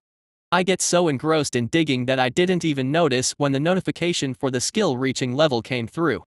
When I stop working and try to think about how much time has passed, I realize I must have been digging for almost 6 hours. Level 5 dig. If only I had a skill point, I'd be super curious to see what this skill will upgrade into. Come to think of it, I am getting a little hungry. It may be time to think about trying to hunt for some food. I should also check to see if my colony has shown up for a drink. Excited, I rush back to the lake hoping to see my own kind there getting some refreshments, but unfortunately it isn't to be. There is still a wide variety of creatures drinking here, but I can't see any ants amongst them. Oh well. Hopefully next time. I guess the only things left for me to do is to either try and go hunting or wait and continue to train my mana. Wait a sec. What the hell is that? In the distance I can make out some shapes making their way over the crest of a small hill overlooking the lake. At that distance I can't see perfectly, but I can see enough to think that I know what are. And they aren't monsters. Without a second thought I dive into my tunnel and start scurrying away from the lake, and I don't stop until I make it under the roots of a tree. What the heck are these humans doing here? Those were definitely some human shapes over that hill. Have they followed me here already? That's way too quick. I came directly down a shaft, the most direct possible route. Who knows how many winding tunnels they had to go through to make it to here. Also, although I didn't get a perfect look at them, something about these humans didn't seem quite the same as the ones I'd seen in the tunnels above. Perhaps their demeanor. Something about the way they'd looked. I'm not sure. I'm torn. Part of me wants to investigate, but another part just wants to get the heck out of here. Damn it. I can't just keep running every time I see a human. Even if they are super dangerous, I can rely on my stealth to protect me at least a little. There is only so much I can learn by following the monsters around. By shadowing these humans for a while I might be able to learn a lot. It's decided then. Deep breath, Anthony. Making my way down my tunnel I find an opening and carefully poke my head through. My antennae has almost fully regrown now. I'll probably need to get more food into me before it will begin to regenerate the final part. At least my senses aren't affected too badly. Okay, the coast is clear. Slowly I emerge above ground and enter full stealth mode, keeping my body to the ground and sticking to as much cover as possible. Moving in a wide arc I aim to circle around the back of the hill where I saw those figures, keeping myself out of their line of sight as much as possible. There they are. I snoop a little closer until I can make out some more details, hiding myself in some thick vegetation with my antennae poking out. There are 5 humans, all with their back to me as they gaze down onto the lake, or more specifically, the monsters grouped around it. With their attention focused away from I take the chance to advance a little closer. Advanced stealth has reached level 3. I love you, Gandalf. I can almost make out the words they saying, although it doesn't seem to be in any language I can understand. They are talking to each other and gesturing down towards the lake. Oh wait, they seem to have agreed on something. I freeze as the 5 figures separate and ready their weapons before one of them raises their staff and begins to focus. Blazing runes form around the head of the staff, start to rotate at an ever-increasing speed until finally a massive fireball appears, burning brilliantly at the top of the staff. I can hear the cry and roar of monsters on the other side of the hill as they notice this disturbance. It's almost as if the monsters are shocked that there would be any sign of attack here at lake. Before they can react, the staff is swept down and the fireball rockets out of my sight. Chapter 32, Seeking but Not Finding. The fireball streaks out of my sight like a meteor, but I don't have to wonder what happened. Immediately a tremendous shake rocks the ground, accompanied by a massive explosion, lighting up the area with a brilliant flash of light. The roars and screams of monsters below immediately fills the air. That blast must have wounded quite a number and aggravated a heck of a lot more. I can see the other 4 humans are chuckling to each other as they brandish their weapons and begin to advance down the hill towards the lake out of my sight. The spellcaster remains on the hill. I think it's female. I'm finding it hard to tell, perhaps my eyes are still too poor to discern those details. She begins to prepare more spells, not quite of the same size as before, conjuring flaming lances out of thin air and sending them streaking into the monsters below. It feels strange to see the peace of the lake broken in this way. I mean, I shouldn't be surprised, right? Imaging that humans had come across a valuable resource, would they share it? If they had the strength to take and monopolize it, would they leave it be and allow others to use it? I don't think they would. They would lie in ambush and kill those who came. They would build fences and walls to keep others out. They would keep everything they could to themselves and grow their strength so that they could take and keep even more. The monsters here in this place are very stupid. If we look at the stats in the system, I can imagine most monsters I've seen have a cunning less than 10. They can be tricked, baited and trapped easily. For some reason they don't even think of taking and controlling the resource that is the Mana Lake. They don't even fight there, ensuring that they themselves and others can benefit. From a human standpoint, it's stupid. Not to mention, what are monsters to humans anyway? Just resources, just experience. If I'd been born a human, I'd be doing just what they are doing, right? I'd be attacking monsters and gaining XP, taking their cores to sell and celebrating. But I wasn't born a human in this world. I was born something else. A monster. And for some reason, seeing these humans here, breaking the peace of the lake, it just really pisses me off. I don't think too much, I just turn, take aim, and fire. Pow! Sizzling acid streaks through the air directly towards the female mage. I've aimed directly toward the back of her head. Splash! The acid impacts a barrier of some kind, spreading over the surface to reveal a spherical, invisible barrier covering the mage and protecting her from harm. Startled, the mage turns around, trying to locate this source of this surprise attack, but I've buried myself back into the vegetation, completely hidden from view. I'm nervous that she'll be able to detect me using a spell of crystal like the guards in the upper cavern, but after staring hard at the terrain she returns her focus to the battle happening below. Pow! Once again acid arcs through the air, splattering over the barrier. I can hear the acid sizzling as it tries to chew through that layer of protection. The mage turns fiercely and launches a jet of fire from her hand, scorching the area behind her, sweeping the flame around like a flamethrower to burn away any cover close to her. I'm not that close. Still, the searing flames twinge my still healing antennae. Good Lord Gandalf, but that is hot. I'm not even sure what it is I want to achieve with this intervention. I just wanted her to stop bombarding the monsters below. Well, mission successful I guess. Anthony, what the heck are you going to do now? The mage is observing the flaming wreckage of the forest immediately behind her, trying to identify the pesky source of these acid attacks. However, I am not about to show my adorable face. The mage is visibly irritated and not finding what she is looking for, but her attention is dragged back to battle below. Her allies are probably relying on her support as they fight the monsters, and she cannot afford to have her attention diverted. Now that her back is to me once more, I take a little time to reposition myself, darting out of my cover to move slightly further away. I dive in amongst the roots of a nearby tree and turn to observe my target again. She has returned to conjuring the brilliant lances of flame and sending them flying into her targets below.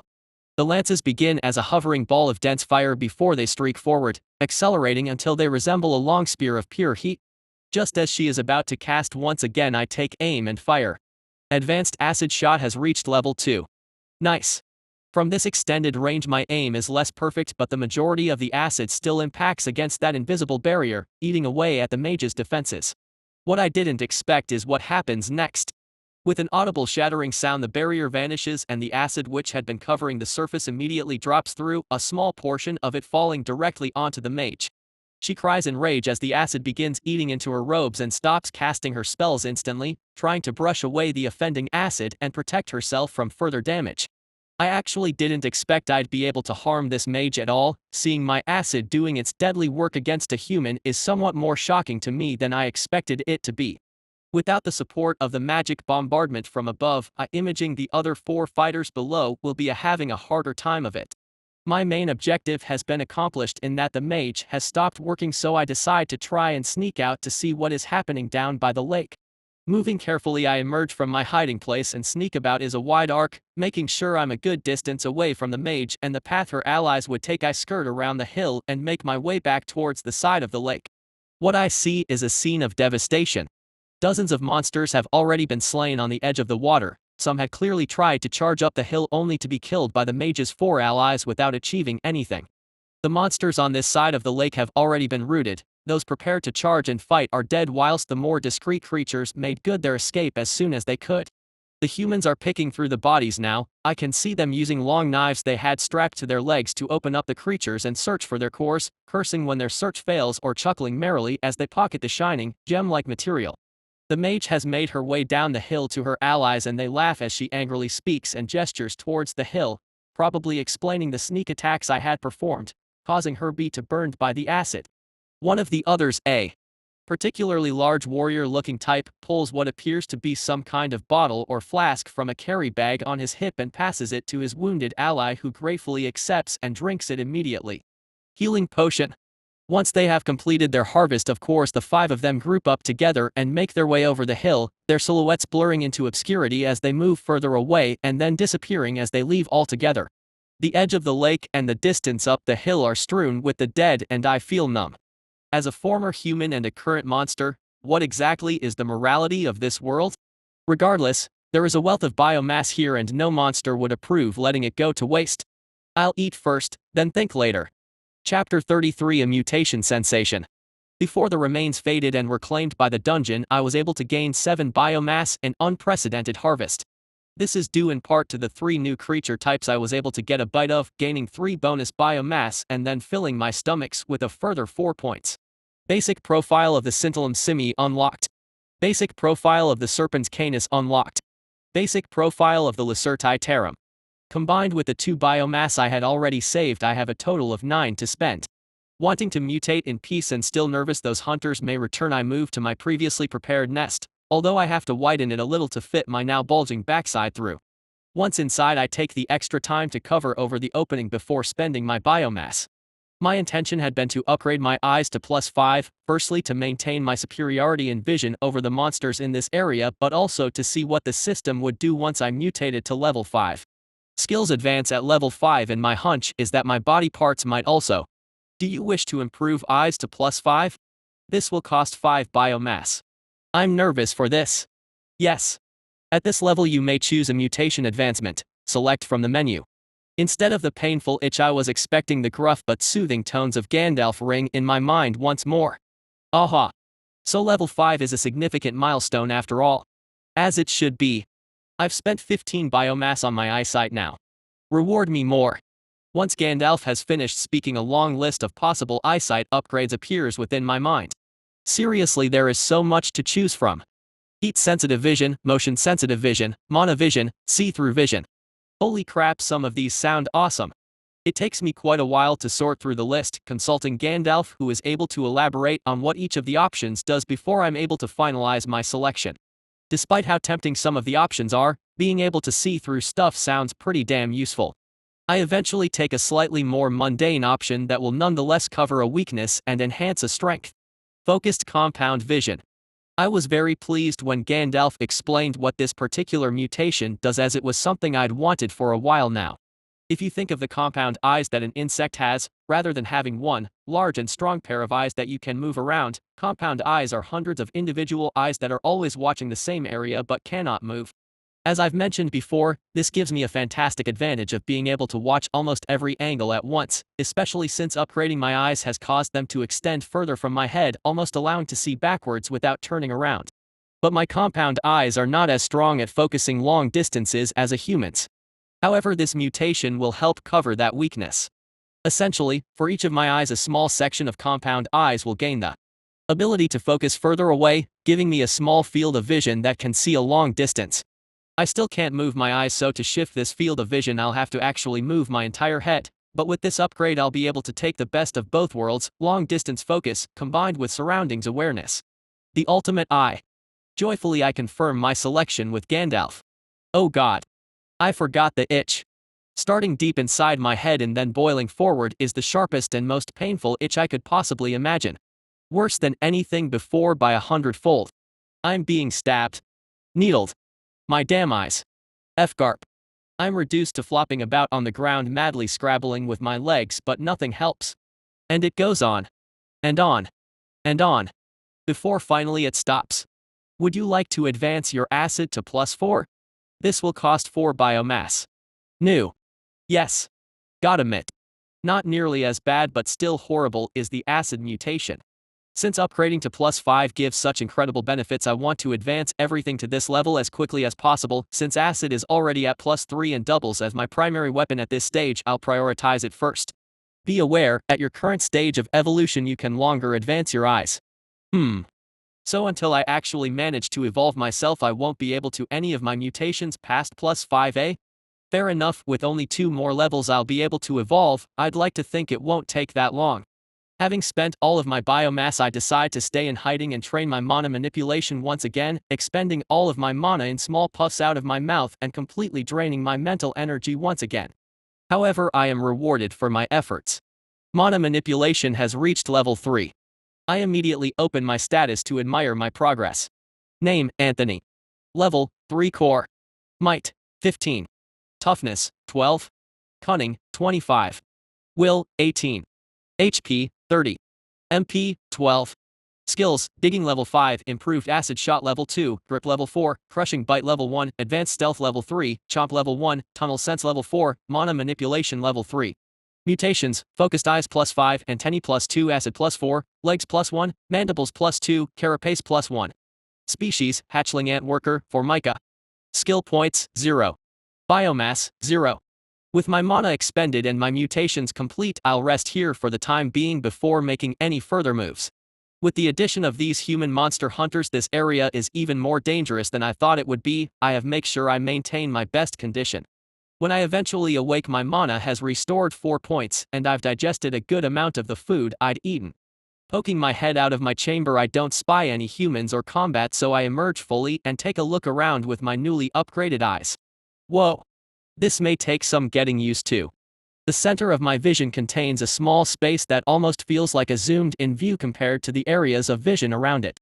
And it isn't like the more long-sighted areas blur into the lesser ones. There is a clear marked distinction between them, which makes sense since the upgrade has essentially improved a small set of my compound eyes, and the compound eyes don't really overlap in what they are looking at.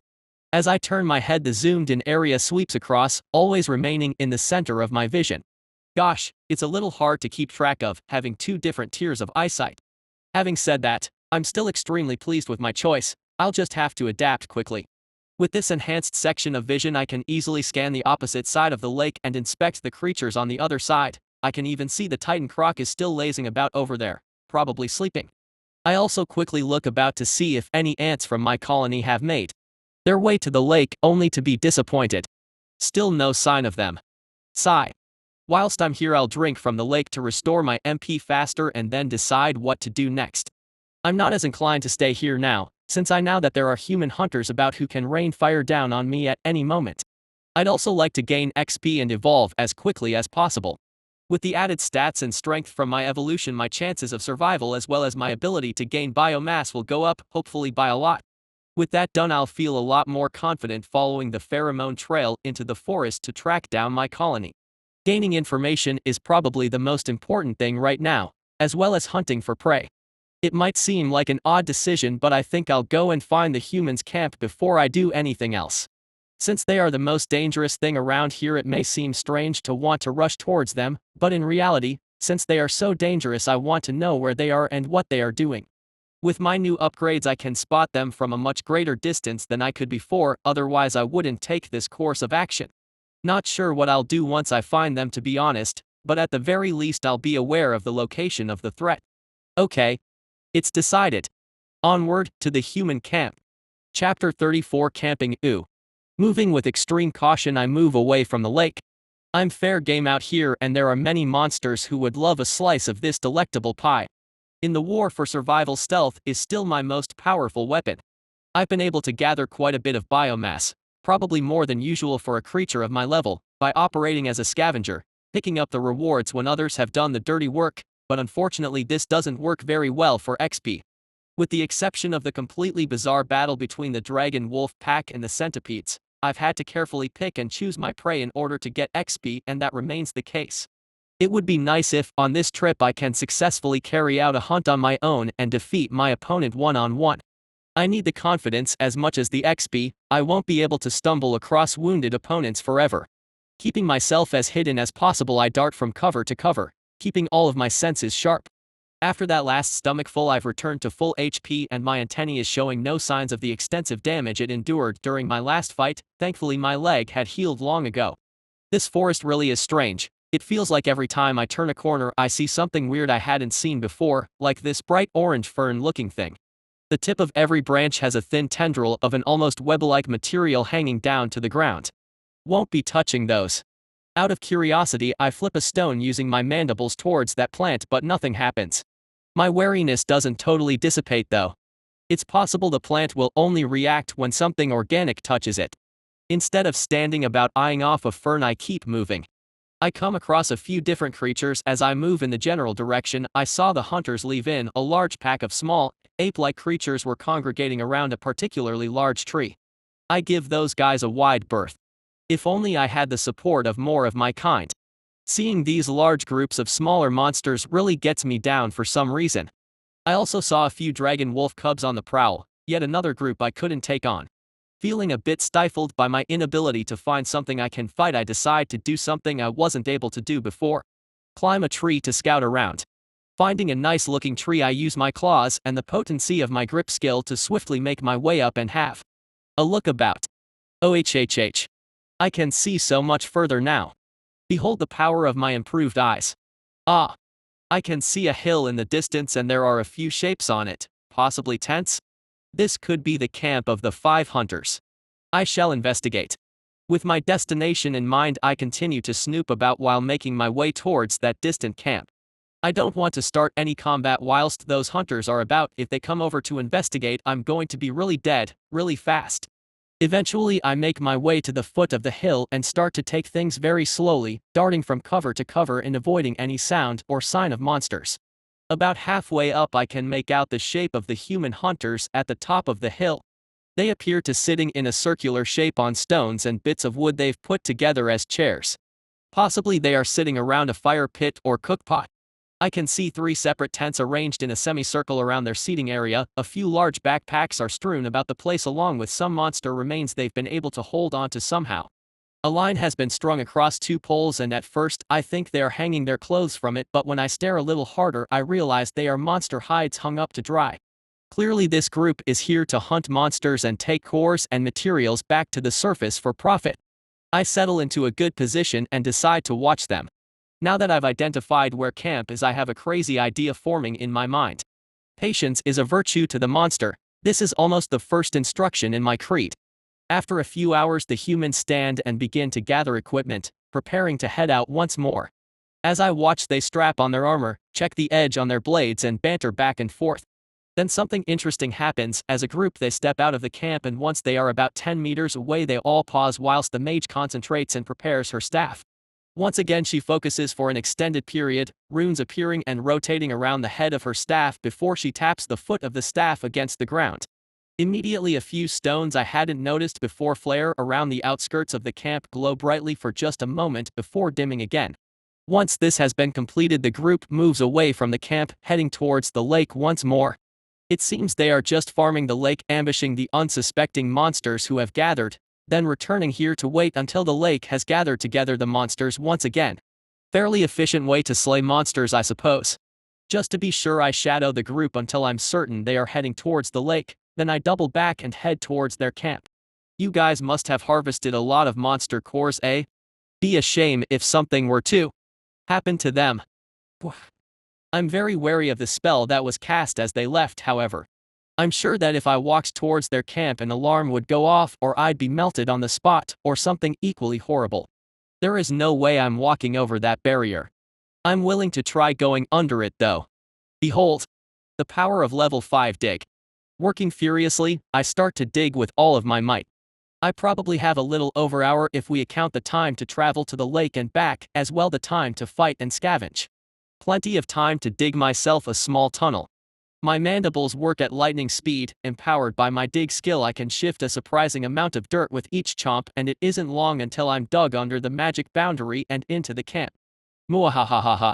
Curious, but aware that I don't have that much time I start to poke my nose into the tents to inspect the stuff. More bags and goods meet my eyes. It appears the mage and another member of the group are sharing one of these tents together. I can see some food supplies stored in a bag, but that isn't what I'm looking for. Using my mandibles I grab the bags one by one and try to shake them open, like an angry dog. I don't have hands. How am I supposed to open them? After 10 minutes of shaking and tearing at their bags I manage to find what I'm looking for. Buried in the bottom of one bag was a smaller leather sack sealed with a drawstring pulled tight. Not tight enough to stop these chompers. After I puncture a hole in the bag the precious wealth spills out in front my eyes. Compatible monster core detected. Would you like to reinforce your core or reconstitute a monster? Nice monster cores you have here, guys. As they say, finders keepers. They have over 20 monster cores here in this bag and I start absorbing them one after another. After I take my 4th one, Gandalf throws water on my burning joy. Monster core has reached capacity for your current stage of evolution. Damn it, Gandalf. There are still 17 monster cores left here. How could you do this to me? Despite running out of time I can't help but agonize over the incredible bounty before me. Eventually, I push the cores together using my claws and try to scoop up as many as possible in my mandibles. Due to how cumbersome my jaws are and how small the cores are, I'm only able to grab 4. Although my heart is bleeding, it will have to do. Retreat. Like a thief in the night, I scamper away with my treasure, crawling through my tunnel and then running down the hill and back into the forest. I don't go too far until I find a particularly large tree and dig a deep hole in an area shielded by the exposed roots. Inside I bury my pirate's gold and carefully conceal my handiwork. Hopefully I'll be able to come back for these after I've evolved. Good thing I can't smile, otherwise my face would hurt. What a haul. Thanks, you stupid humans. Chapter 35 On the Hunt for XP. Now I have even more reason to try and level up quickly so I can evolve. Once I've been able to do that, I can reclaim those monster cores and use them to reinforce my own. The longer they stay buried, the more nervous I'll be that they'll get discovered, either by the humans using some magical means I'm not aware of, or perhaps another monster will sniff them out somehow. I have to evolve, I have to do it now. First, I have to find something I can hunt. Too many creatures are still beyond my means to fight. Even though I've come a long way in many areas, I still haven't gained too much combat strength. My heavy biomass investment in my eyes doesn't directly increase combat strength, nor does a lot of my skills, or even my reinforced monster core that now stores 20 megapixels. I can feel the monster core within, burning away with more intensity than ever before. It's also definitely increased in size. It almost feels like having a burning stone in your gut, but in a nice way. Kinda. It doesn't really matter though, since I can't use my MP to do anything useful at the moment. Hopefully once my mana manipulation skill has reached level 5, I might be able to purchase new skills to unleash my magic potential. For now I'll have to make do with my acid and my mandibles. I do have a target in mind, at the very least. I know I can probably fight them, and I know they are somewhere nearby. It will be difficult though, they never fight fair. Centipedes. Back at the lake I saw a large tangle of the basic claw centipedes. If I can find a small group of 2, possibly 3, I may be able to take them on my own. I'll have to be careful that none of the larger, evolved centipedes are anywhere around. I'm certain that those could crush me easily. Having decided on a course of action, I make my way back to the lake in a wide circle. I do not want to run into those hunters, even though I wish I could see their faces when they get back to camp. I managed to sneak back to the lake and appear essentially on the opposite side to where the hunters had been fighting, close to where the Titan Croca is still chilling. What is with this guy? Doesn't he need to go out and hunt? It's possible he already has, I suppose, whilst I was away. This guy seems to spend a massive amount of time relaxing regardless. Luckily for me, there is another pile of centipedes at the lake right now. Seriously, I hate the way these creatures pile on top of each other, constantly twisting and turning, and they look like they're trying to tie themselves into a knot. Moving around the gigantic croc, I move to the water and get a few sips in, filling my mana back up to full whilst I wait for the centipedes to move. After perhaps an hour, the pile almost spontaneously disentangles itself and the centipedes streak away from the lake at full speed, all headed in the same direction. Caught by surprise, I almost lose sight of the horrible things before I start running after them. These guys are seriously moving. Thankfully I don't have to stay quite as close to keep a good eye on them as I did before. I'm a bit nervous though. Moving at this pace, it's basically impossible to stay hidden from anything nearby. Those damn centipedes may be moving in a big pack, but I'm not. Thankfully we don't have to travel far before we come to raised mound in the forest. The mound is about 2 meters high and there are several holes around the outside. Almost without slowing down, the bustling caravan of centipedes I've been following dive into the mound and disappear almost instantly, leaving behind an eerie silence. Okay. I guess I've found their nest. Keeping a safe distance, I circle around the nest, especially watching the holes. Thankfully I don't see any that seem particularly large, so there may not be any of the massive, evolved centipedes here. I'll have to stay careful, just in case one shows up. I try to keep an eye on the nest and the forest at the same time. It's possible a hunting party could return to the nest from behind me at any time, so I have to be cautious. After doing a full circle, I think the mound is probably 5 meters in diameter, but I suspect that the nest itself extends underground. At least 8 centipedes are in there already, and I'm guessing there are actually much more than that. Just imagining the vile tangle of legs and claws inside that nest gives me the heaves. I hate these things. Which is exactly why I'm going to hunt them. The next step is to wait. I don't plan to dive into the nest and trash the joint, getting myself immediately eaten. I'll bide my time until a smaller group leaves, either to visit the lake or to hunt. The odds will be against me, but I'm hoping that in a 2-on-1 or a 3-on-1 situation I'll still be able to take them out, thanks to my human intellect and superior mutations.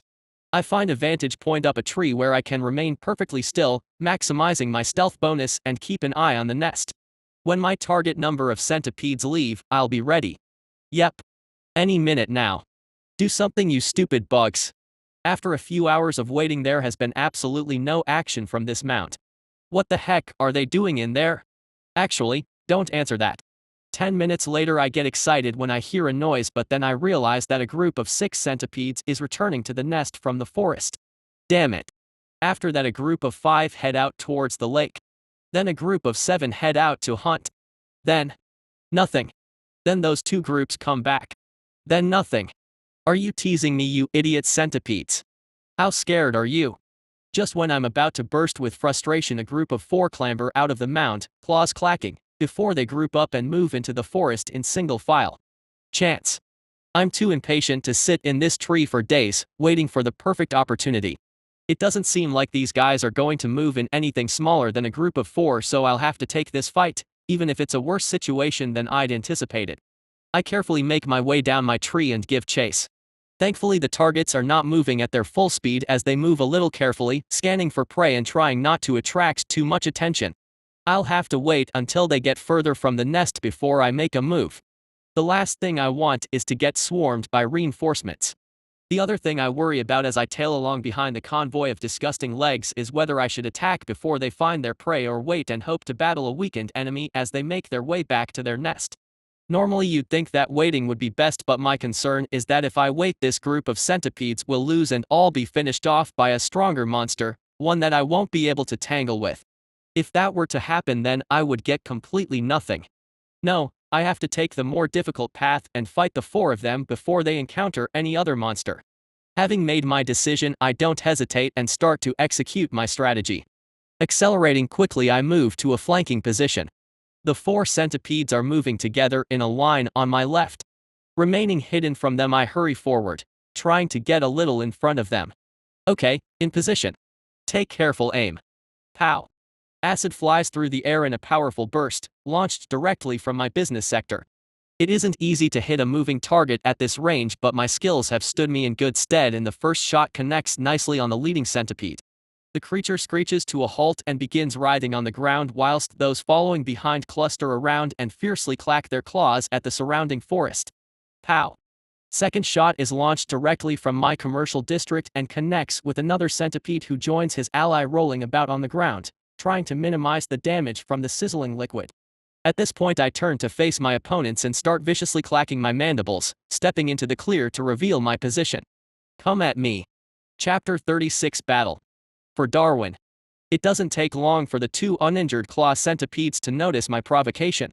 Seeing a lone hatchling ant, they are unafraid and charge towards me with all of the speed their many legs can muster. Just as I'd hoped. As soon as they approach, I turn and run away, but not too far. I speed directly to a tree I'd spotted earlier, and upon reaching, grasp tightly with my claws and scale directly up. The 2 enraged centipedes begin their ascent just behind me, clacking and snapping at my heels. In the distance, their 2 injured allies are recovering and beginning to make their way towards us. I turn my head slightly to eyeball the frenzied monster climbing the tree directly behind me. Getting a good look, are you, centipede? Maybe you shouldn't be quite so close to what some of my enemies have come to know as the business zone. Pow! Point-blank acid jets directly into the centipede's face. The monster instantly shrieks and drops off the tree, rolling in the dirt at the base. That leaves only healthy centipede on the tree with me. 1-on-1. Ant 2. Gross bug thing. The tree gives me a slight advantage in that the most deadly weapon of the centipede, the poison stinger, will be much more difficult to use here. I'm not sure they can support their bodies on this vertical surface if they were to let go with enough legs to bring the spike overhead. Which means this will be a claws versus mandibles showdown.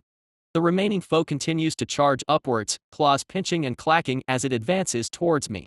The claws on this one seem a little larger than usual, must have mutated them, dang it.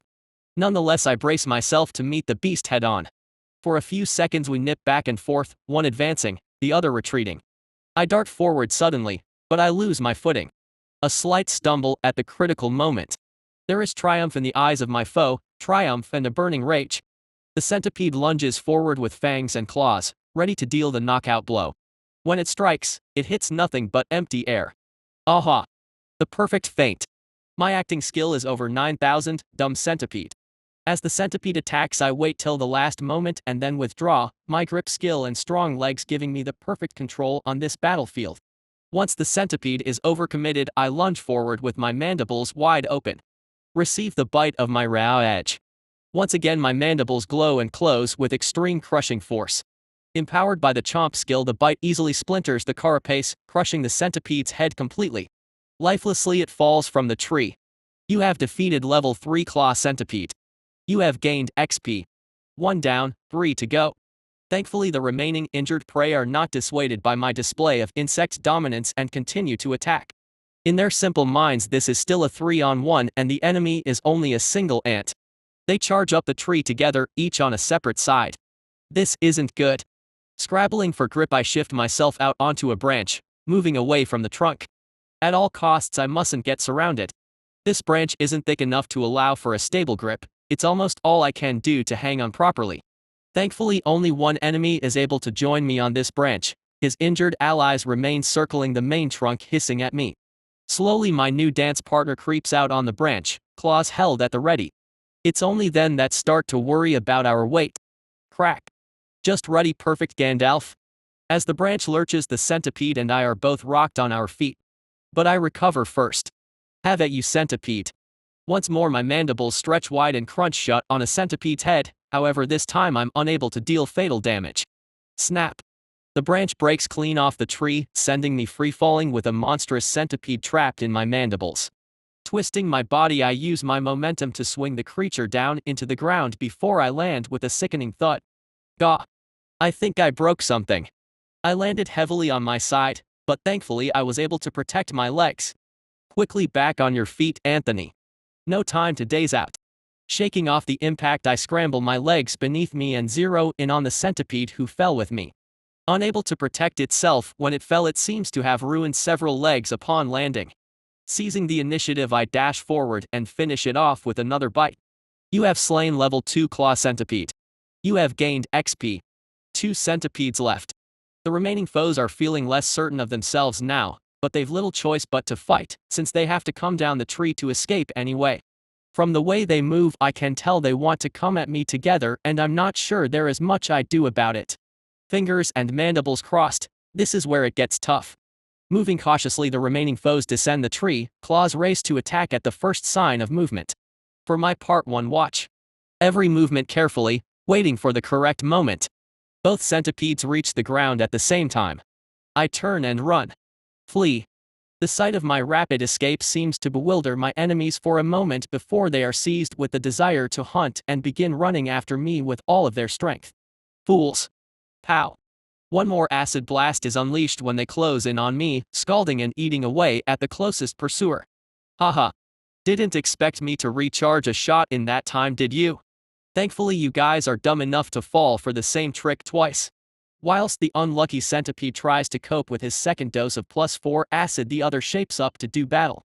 I've been able to create another one-on-one situation and I need to finish it before the other enemy recovers and joins the fray.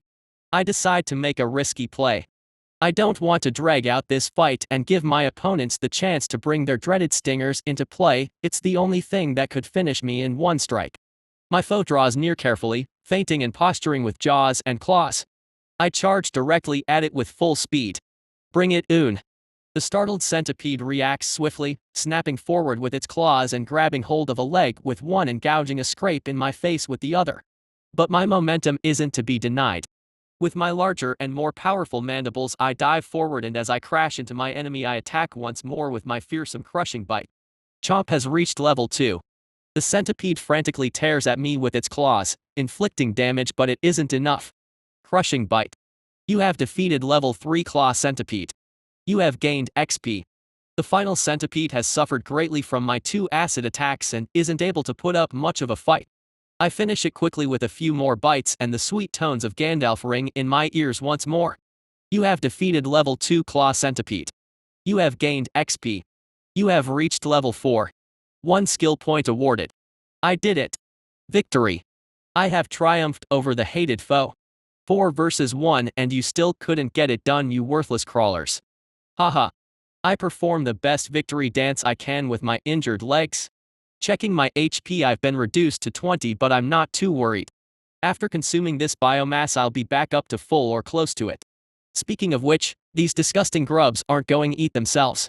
After consuming the lot of them, I had to take a break in the middle. I managed to gain 4 biomass and something else unexpected. You have unlocked the intermediate profile, Claw Centipede. I've finally consumed enough of these things to open up the intermediate profile, eh? Well, that is secondary. My primary concern is that I've successfully reached level 4. Only one more level and I'll be able to evolve, finally. It's so close I can almost taste it. I have to make plans. Chapter 37. I hunt, therefore I ant. I climb back up into a tree and hide amongst the foliage whilst I formulate my next moves. Making things more difficult was my fat abdomen, but after some sustained effort I got up there. Okay then, the first thing to worry about is what to do with my skill point. I could upgrade digging immediately, or I could hold on to the skill point in case I buy something interesting once mana manipulation reaches level 5. After considering for a while, I decide to ahead and upgrade digging. After all, what sort of ant doesn't prioritize being able to dig? Digging minus excavating. Cost 1 SB, increases the ability to shift large amounts of material in a shorter span of time. Purchase. If I need to save a skill point, I can always keep the next one. I don't think I'll be able to max out mana manipulation before I level up again. After all, I'm going to keep on hunting centipedes until I get it. Once I've evolved, I'll feel a lot more confident following the trail back to the colony. Not to mention I can go and absorb those hidden monster cores. Now the biomass. 4 is such an awkward number. Just one more and I'd be able to take my acid to +5. But using it all now and I could upgrade my mandibles to +4. Arg. In the end I decide to upgrade my mandibles right away. That last fight wasn't so one-sided that feel completely confident going into the next one without any real improvement to my fighting ability. Do you wish to improve mandibles to +4? This will cost 4 biomass. Go ahead, Gandalf. My face is immediately on fire. Just why? When the mutation is finally done, my mandibles have become slightly larger and more menacing looking. These chompers are getting more and more potent all the time. What sort of upgrade will I be able to get at +5? I can hardly wait. With my biomass spent and my skill points used, I'm almost ready for action. All I need to do is wait for my digestion to kick in so I don't look like I'm dragging an expanded sack behind me as I move. Whilst I wait, I practice my mana manipulation a few more times, leaving myself gasping with something of a headache. I feel like it's getting a little easier to move my mana about, but not much. Since I'm already fairly well hidden up here, I may as well take a quick nap to get myself back to full fighting shape. I awake several hours later, ready for round 2. I carefully make my way back to the centipede mound and once again take up my scouting position high in my tree. If I spend any more time up trees, I'm going to into a weaver ant. Those ants bend leaves and stick them together to create a nest. I'll stick to digging. For now though, I play the waiting game. There doesn't seem to be much action, certainly no response that would suggest the members of this colony are upset that 4 of their number have gone missing. I would guess that it isn't unusual that occasionally a hunting group would disappear, never to return. After waiting patiently for several hours and watching a few groups leave and a few others return, another contingent of 4 departs the mound and makes their way towards the lake. Oh ho! Going for drink of that sweet, sweet mana water, eh? I hope you enjoy that drink. For it shall be your last. After the 4 targets have moved a good distance away, I follow along behind them. I'm not too worried about keeping close to this group, since they are only heading to the lake. I don't need to worry about them being killed hunting. I'll set up an ambush and take on this group when they leave the lake. Following along the trail, I choose a large tree with a good view of the path the centipedes have taken. I want to see them coming, and I prepare to lie in wait. Whilst I wait, I decide to take a look at the intermediate profile of the claw centipede. Perhaps it has some useful information. Ungibus scolopendra, claw centipede, has strong claws and a venomous spike in its tail. Might, 11. Toughness, 14. Cunning, 8. Will, 7. So those are the base stats of the centipede. The might and the toughness are quite similar to mine, but the cunning and the will are completely in the tank. I shouldn't be too surprised, I suppose.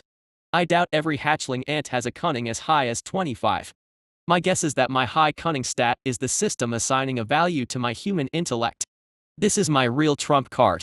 Without my ability to reason and make planned decisions, I would have been dead long ago. Not to mention I can easily exploit other monsters with extremely poor smarts. About an hour later my patience is rewarded, the 4 centipedes are returning, once again moving in single file. Ah, another visitor? Stay a while. Stay forever. Pow. With my steady position and aim bonus there is no way I would miss a long centipede moving in a straight line. The arcing stream of acid lands accurately along the target's back. A perfect hit. The centipedes are immediately enraged, posturing fiercely around their thrashing comrade. Pow. Another direct hit. One more centipede is sent thrashing on the ground as they experience the terrible burning of my potent acid. With 2 shots discharged I make my position known to the remaining healthy centipedes. Fiercely clacking my mandibles and waving my antennae at them provocatively. Just like before, the horrible crawlers are completely provoked, rushing forward to consume this pesky ant. As they reach the trunk of the tree they grasp hold with their many legs and start climbing, directly into my 3rd shot. Pow. Yet another centipede has received my acidic blessing. The unfortunate victim tumbles out of the tree. So far the plan is working just as well as it did last time. Only one target remains on the tree with me. Just like before use my incredible acting skill to feint a slip and the centipede completely falls for it, allowing me to deal a decisive chomp. Although I don't quite manage to deal fatal damage with this bite the cracked carapace and distorted shape of the monster's head are telling of just powerful that attack was. Hissing in pain the centipede lashes out, catching a glancing blow on my head with its claws before I close in and deliver the finishing crushing bite. You have defeated level 1 claw centipede. You have gained XP. 1 down, 3 wounded to go. Checking my status quickly as the remaining centipedes approach the tree I see I've only taken 1 damage so far. Good to go. The 3 centipedes charge up the trunk together but this time I don't head out to a branch. I still don't want to be surrounded however so I undertake another risky maneuver. When a centipede is directly before me I directly let go of the tree. Unable to react fast enough the centipedes can only watch as I directly crash into one of their number, biting wildly with crushing bite as I fall. My victim and I both fall directly out of the tree, grappling and biting at each other before we hit the ground with a thump. Desperately scrabbling to avoid the poisonous stinger I use my momentum to roll away and back onto my feet. My opponent is still scrabbling back to its feet so I charge as fast as I can and attack with my mandibles. Crushing bite. The mysterious white energy empowers my jaws as I crunch down with all of my strength. Crushing bite has reached level 2. You have defeated level 4 claw centipede. You have gained XP. And then there were 2. Now for the tricky bit. The remaining 2 centipedes stick together as they descend the tree. I don't quite feel like I have another acid shot in the tank yet. This is going to have to be done up close and personal. As soon as they reach the ground the 2 monsters split apart and threaten me from 2 sides. Thankfully it isn't hard to watch both of them at the same time. The advantages of compound eyes are showing now. Not willing to give away the initiative I turn and charge towards the creature on my left. The centipede rears back, threatening me with claws and jaws as I approach. Then I stop. Then I turn and charge in the other direction. The monster who had been behind me froze in surprise. As I charged at its ally it had immediately raised up its rear section, revealing the deadly poison spike at the tip of its tail. The sneaky git had thought to creep up behind me as I was distracted, not so easy chump. After hesitating a beat the centipede strikes forward with its tail, the stinger plunging toward me at lightning speed. I'd been waiting for this. Predicting the move I dig my claws into the ground and leap to the side, letting the deadly tail pass by my left side. Before the monster can recover and draw its tail back for another strike I turn and bite with all of my strength. Carapace cracks and crunches under my force and the centipede hissing with rage. That tail is now useless. Seeing the other opponent approaching behind me I waste no time and leap directly at the injured foe, taking injuries from its furiously grasping claws. Shrugging off the pain I deliver the final blow with another bite. You have defeated level 3 claw centipede. You have gained XP. And now it's 1-on-1. Unwilling to give the final monster time to raise its poison sting I grit my mandibles against my wounds and charge directly at it. A quick status check shows that I still have half of my HP left. Easily enough to finish this. No tricks. The centipede and I charge and rip into each other, mandibles crashing, claws scraping and grasping on carapace. But my opponent is no match for my superior mutations and skills. You have defeated level 2 claw centipede. You have gained XP. Finally, not enough to get level 5, but at least another 4 biomass has been secured. That one was hard. I've been reduced to 10 HP. Dents, scratches and cracks cover my poor carapace. Can't waste a second, have to eat. You have gained 1 biomass. Om nom nom. You have gained 1 biomass. Wait, what is that sound? Chapter 38 rudely interrupted. Perhaps it wasn't the best idea to fight and eat here, directly on the path the entire centipede nest takes to get the lake. Before my despairing eyes another 5 centipedes are approaching, wriggling along in single file through the forest on their way to the lake.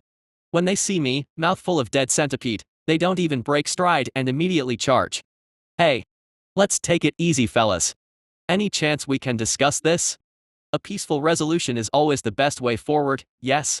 We can agree that I have eaten those of your kind, those are the facts. But can't we also agree that we are part of the circle of life? That all things are both predator and prey? Didn't think so. Run. I turn and fire off a quick acid shot, spraying across the leading centipede's hideous maw before I bolt into the forest. How the heck am I going to deal with 5 centipedes? I've only recovered about half my HP. This isn't good, not good at all. Any help, Gandalf? Damn you and your incredible pipe-smoking skills, Gandalf. I could potentially make a break for the lake, it's possible they wouldn't fight me there, but being as injured as I am there isn't any guarantee that I'd be able to outpace them. I'll have to fight this one out, and there is no way I can fight fair. As I run through the forest I look around frantically for something I can use. Eventually I see a large tree with a wide trunk. Before my opponents can gain on me I run around the back of the trunk, breaking their line of sight and haul myself up the tree as fast as I can. Go Anthony, pump those little ant legs. Not far behind me the 5 centipedes arrive at the tree, the one I'd hit with acid lagging a little behind.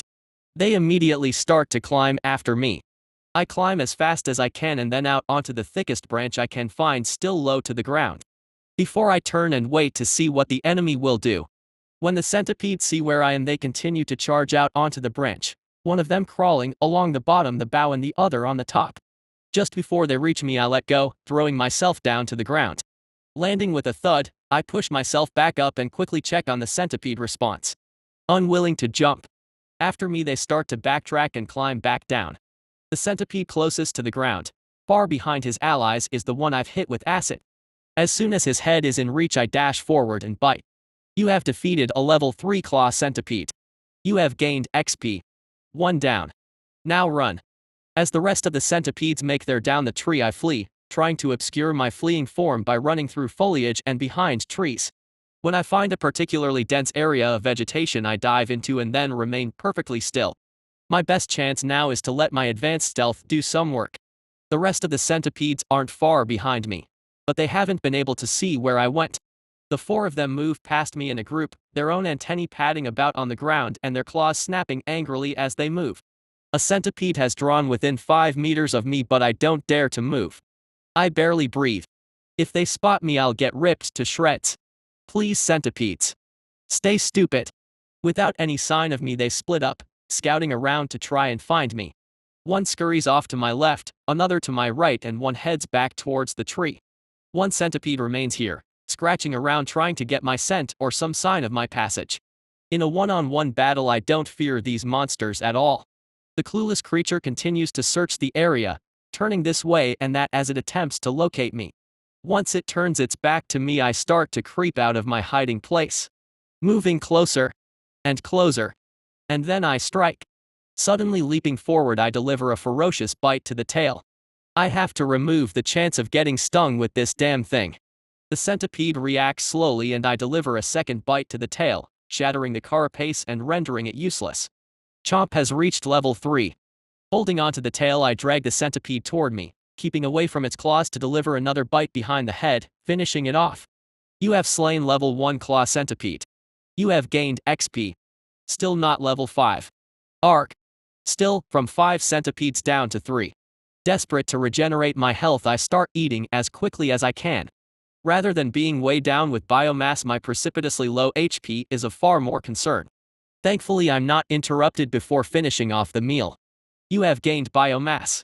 Quickly checking, I see my health has recovered to 16. Better than nothing. With the centipedes split up and their numbers diminishing, I feel a lot more confident. If possible, I want to finish them all off. I might gain enough XP to reach level 5 and finally evolve.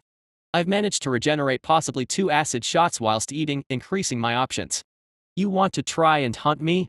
You foolish centipedes. You will all be my prey. Chuckling to myself, I head towards the left of my previous hiding place, and it isn't long before I encounter the monster who had headed that way, returning after a fruitless search. Looking for me, pal? I was here all along. As soon as the beast gains sight of me, it hisses, clacking its claws in rage before it charges directly into my B-zone. Bam! Acid directly into the face. The creature releases a horrible shriek of pain, but I won't let it off, pouncing directly into its claws to deliver the finishing bites. You have defeated level 4 Claw Centipede. You have gained XP. The voice of Gandalf is still ringing in my head when I pause for a moment. Did I see Sumathai? Oh heck. In a very un-ant-like move, I hurl myself to the side and roll as a vicious tail spike plunges through the air where I'd just been. Another of the centipedes returned whilst I tangled with my foe. With its surprise attack having failed, though, there is no hope for this monster. Regaining my feet, I charge directly forward, not giving it a chance to position its tail for another strike. Leveraging my larger mandibles, I go directly for the head, chomping down twice to finish it off. You have defeated level 2 Claw Centipede. You have gained XP. You have reached level 5. You have reached the level cap evolution menu available. Oh yeez. It's finally here. Once again, I do the best happy dance an ant can manage. Mind you, with 6 legs I can really get some moves going. Calm down, Anthony. Not in the clear yet. I have to get my head back in the game. Celebrate once I make it into a safe nest and not before. Looking around, I see no sign of the final centipede. Not wanting to waste the resource, I chow down on the centipede. You have gained biomass. Thankfully, all this fighting has really greased my digestive process. Now that I have 4 biomass, I really want that one more so I can improve my acid to +5. I'll have to go back to the tree that I jumped out of. Hopefully the centipede I defeated there is still available. I sneak through the forest back to the large tree. There still isn't any sign of the last surviving centipede, but the remains of the one I defeated are still here. Thank goodness. You have gained biomass. Okay. Let me just say this, if I never have to eat one of these disgusting bugs again, I'll be a happy ant.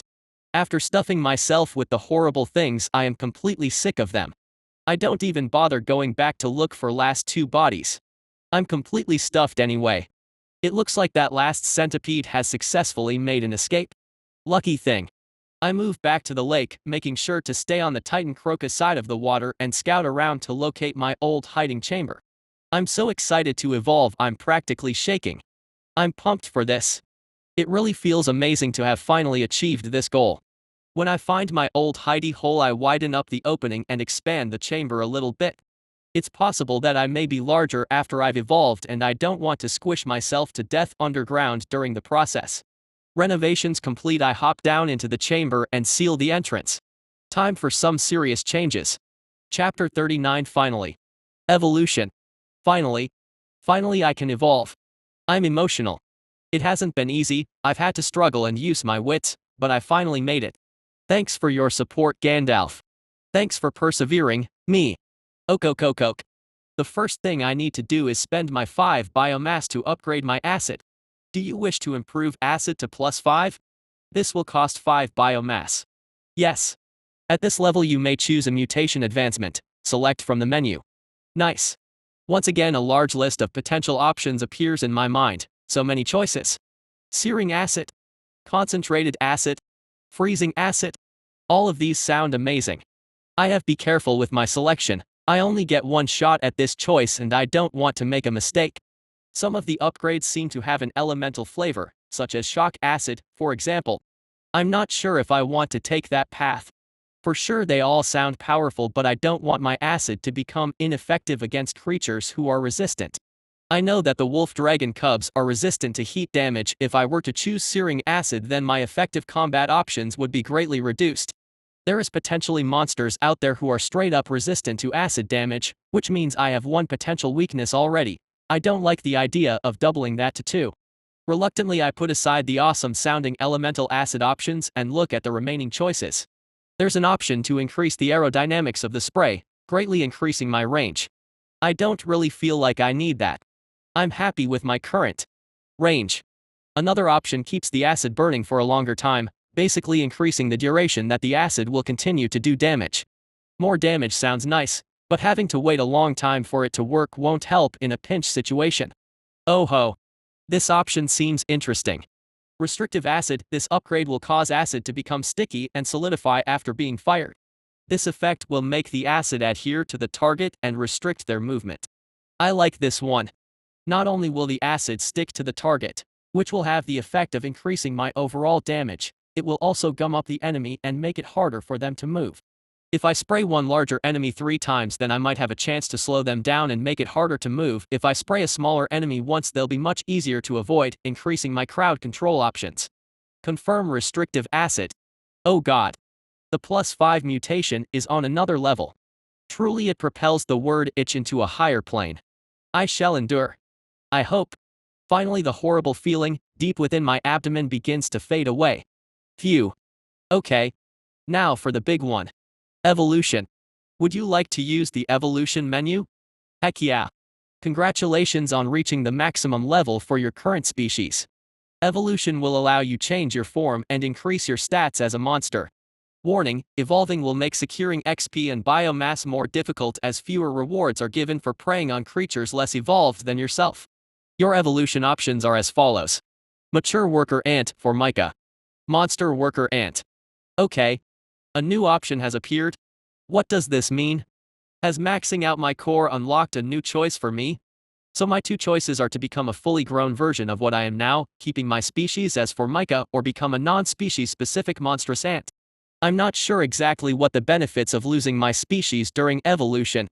But I don't want to consider this option. If I were to lose my species, then I'm not sure I would be able to be accepted back into my colony, meaning I'd have to continue making it on my own in this dungeon, and even my old kind would hunt me down as my enemy. Too cold.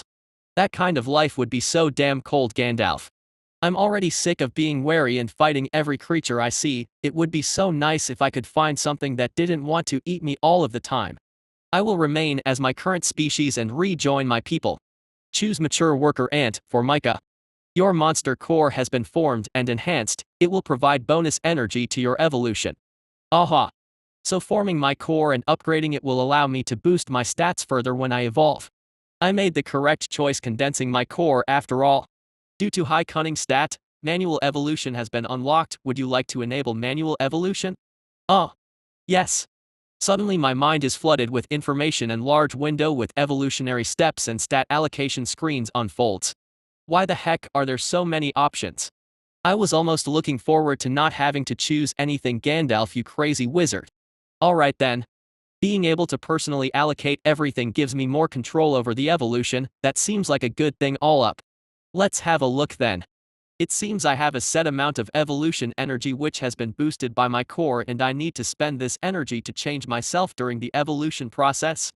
So if I had chosen not to use manual evolution, Gandalf would make all of the choices for me, I guess. Okay. So as part of my evolution I'll gain a new organ, the pheromone gland. Nice. Then I'll be able to lay my own trails. This will come in handy when I make it back to the colony. I'll be able to create new paths to let my fellow workers know where the food is and so on. I get to choose one additional new organ. Okay. It feels kind of weird to be choosing new body parts for myself. Let's have a look at the options then. You must be kidding. A massive list including everything from extra legs, a second set of mandibles, wings to additional eyes, camouflage skin, stink glands. Even the coral slug mucus skin is in here. Or I could add a tail. What would an ant even do with a tail? If you were to mix and match in here, you could turn yourself into a truly messed up looking monster. There are also lots of internal organs and glands to choose from. Some of them I have no idea what they even do. The adrenal hyperstimulator apparently induces a kind of frenzied, berserk state. Sounds risky. It takes about 10 minutes to scroll through all the options before I settle on one I really like. Regenerative healing gland can release a burst of healing fluid that will result in rapid regeneration for a small span of time. With this baby I can trade hits with other monsters and still come out on top. It also provides incredible insurance for emergency situations.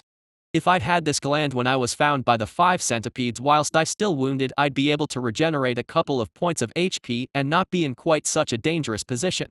If I upgrade this gland to +5, I might be able to regenerate a lot of HP quickly and get some other cool options. I lock in that selection and then turn to my stats. So, currently my stats are Might 1-5, Toughness 12, Cunning 25, Will 18. Looking at my might first, I have two options when I add stats. I can either increase my overall muscle mass, which will increase my size, or increase the muscle density, which costs more but doesn't increase my size by nearly as much. Next is toughness. It seems like I can either increase the solidity of my external defense or improve the robustness of my internal resistance. For cunning, whoa. Thanks to my already high cunning stat, it is super expensive to increase it. Checking my options, I can improve my processing speed or increase my brain matter. That's freaky. I can even add another brain. Right. It looks like I can add smaller, self-contained brain sections to look after certain processes on their own.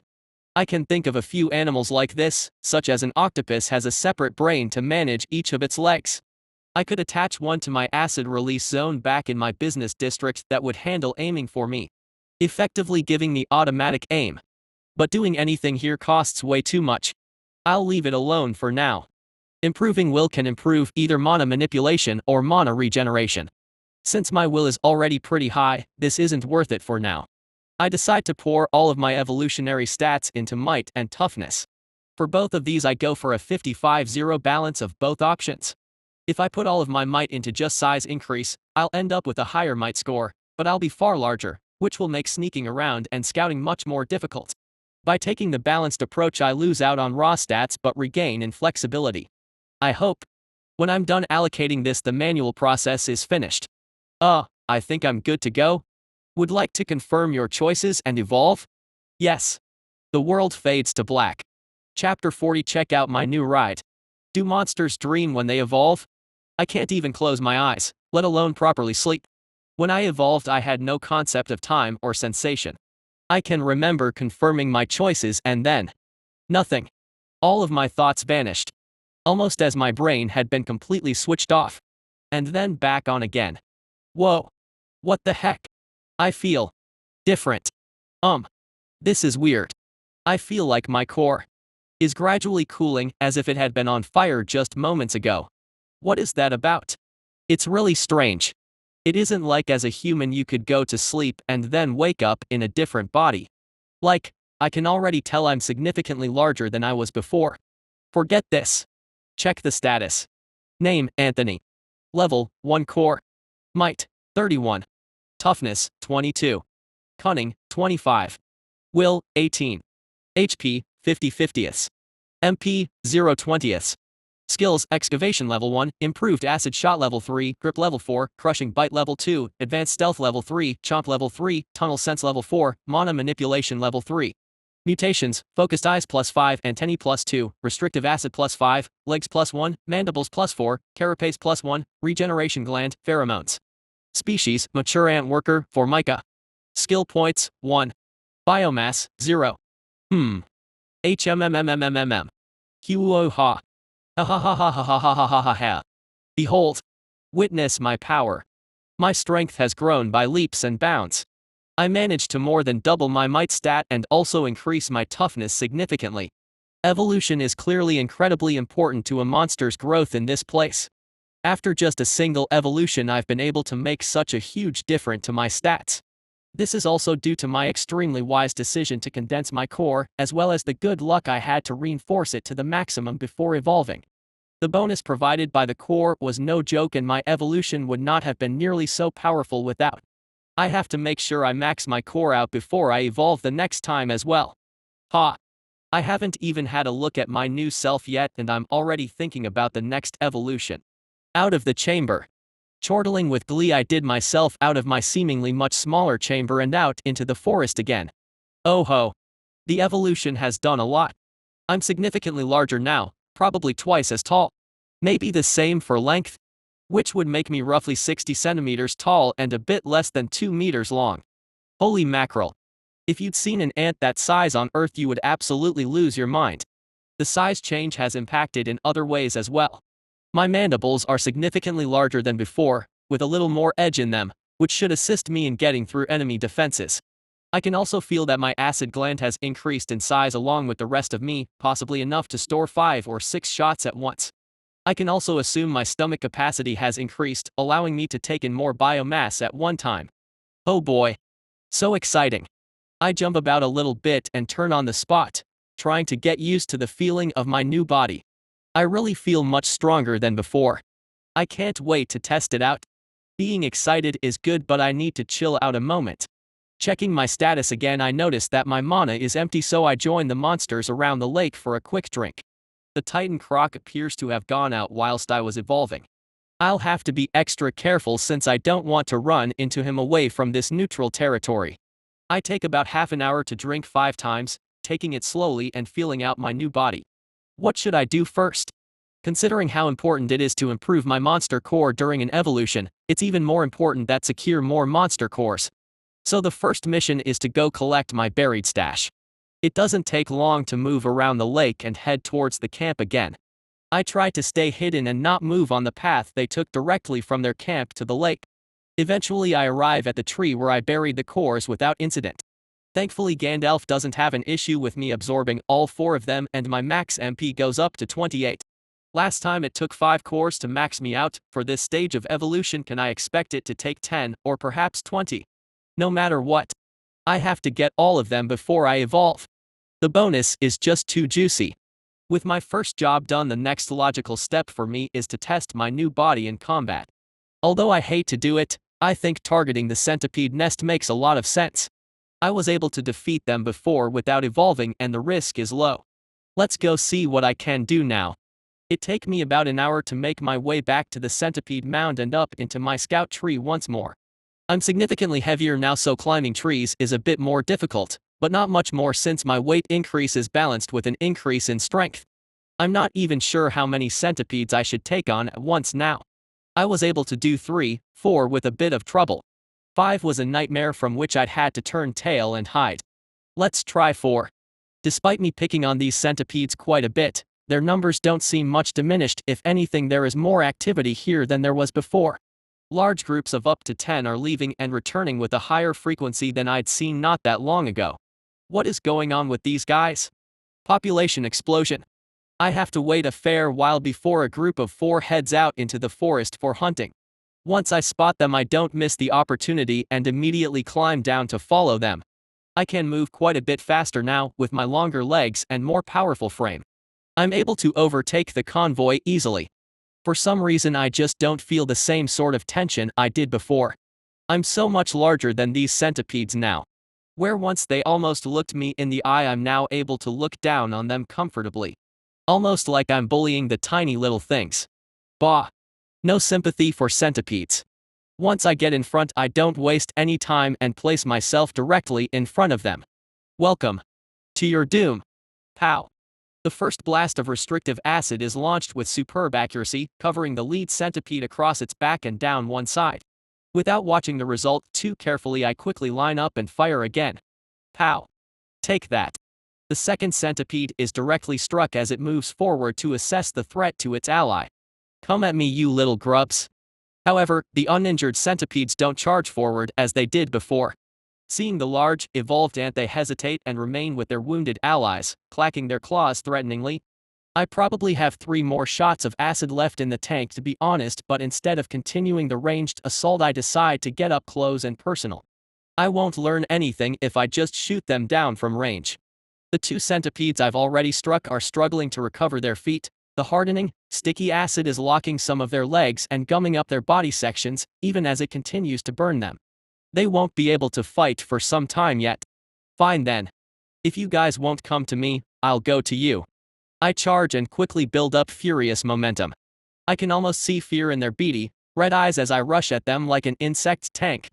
I don't try anything fancy, I just barrel directly into the closest centipede, not giving it time to defend itself. The claws reach up and try to rip at my carapace but are simply not strong enough to do much to me. I dart forward, my larger and deadlier mandibles glowing brightly. Crushing Bite. You have defeated level 2 Claw Centipede. You have gained XP. One hit KO. I didn't even target the head. My mandibles simply shattered the defensive carapace and tore the centipede clean in half. Holy moly. The remaining unharmed centipede has approached with its tail high in the air, ready to strike. Instead of backing away, I launch myself forward, catching the tail out of the air as it begins to descend and severing it with one more ferocious chomp. Then another to finish the monster off. You have defeated level 1 Claw Centipede. You have gained XP. The two-shot centipedes are still writhing on the ground, unable to even stand properly. I think my restrictive acid may be super effective against these centipedes. Considering how many legs and segments they have, it must be a nightmare for them if they get gummed up and can't move half of their body. I finish off the other two with one bite each. That was a demolition. They couldn't threaten me at all. I could probably take on a group of 5, even 6. This is the difference a single evolution can make. I might even be able to take on the massive adult centipede.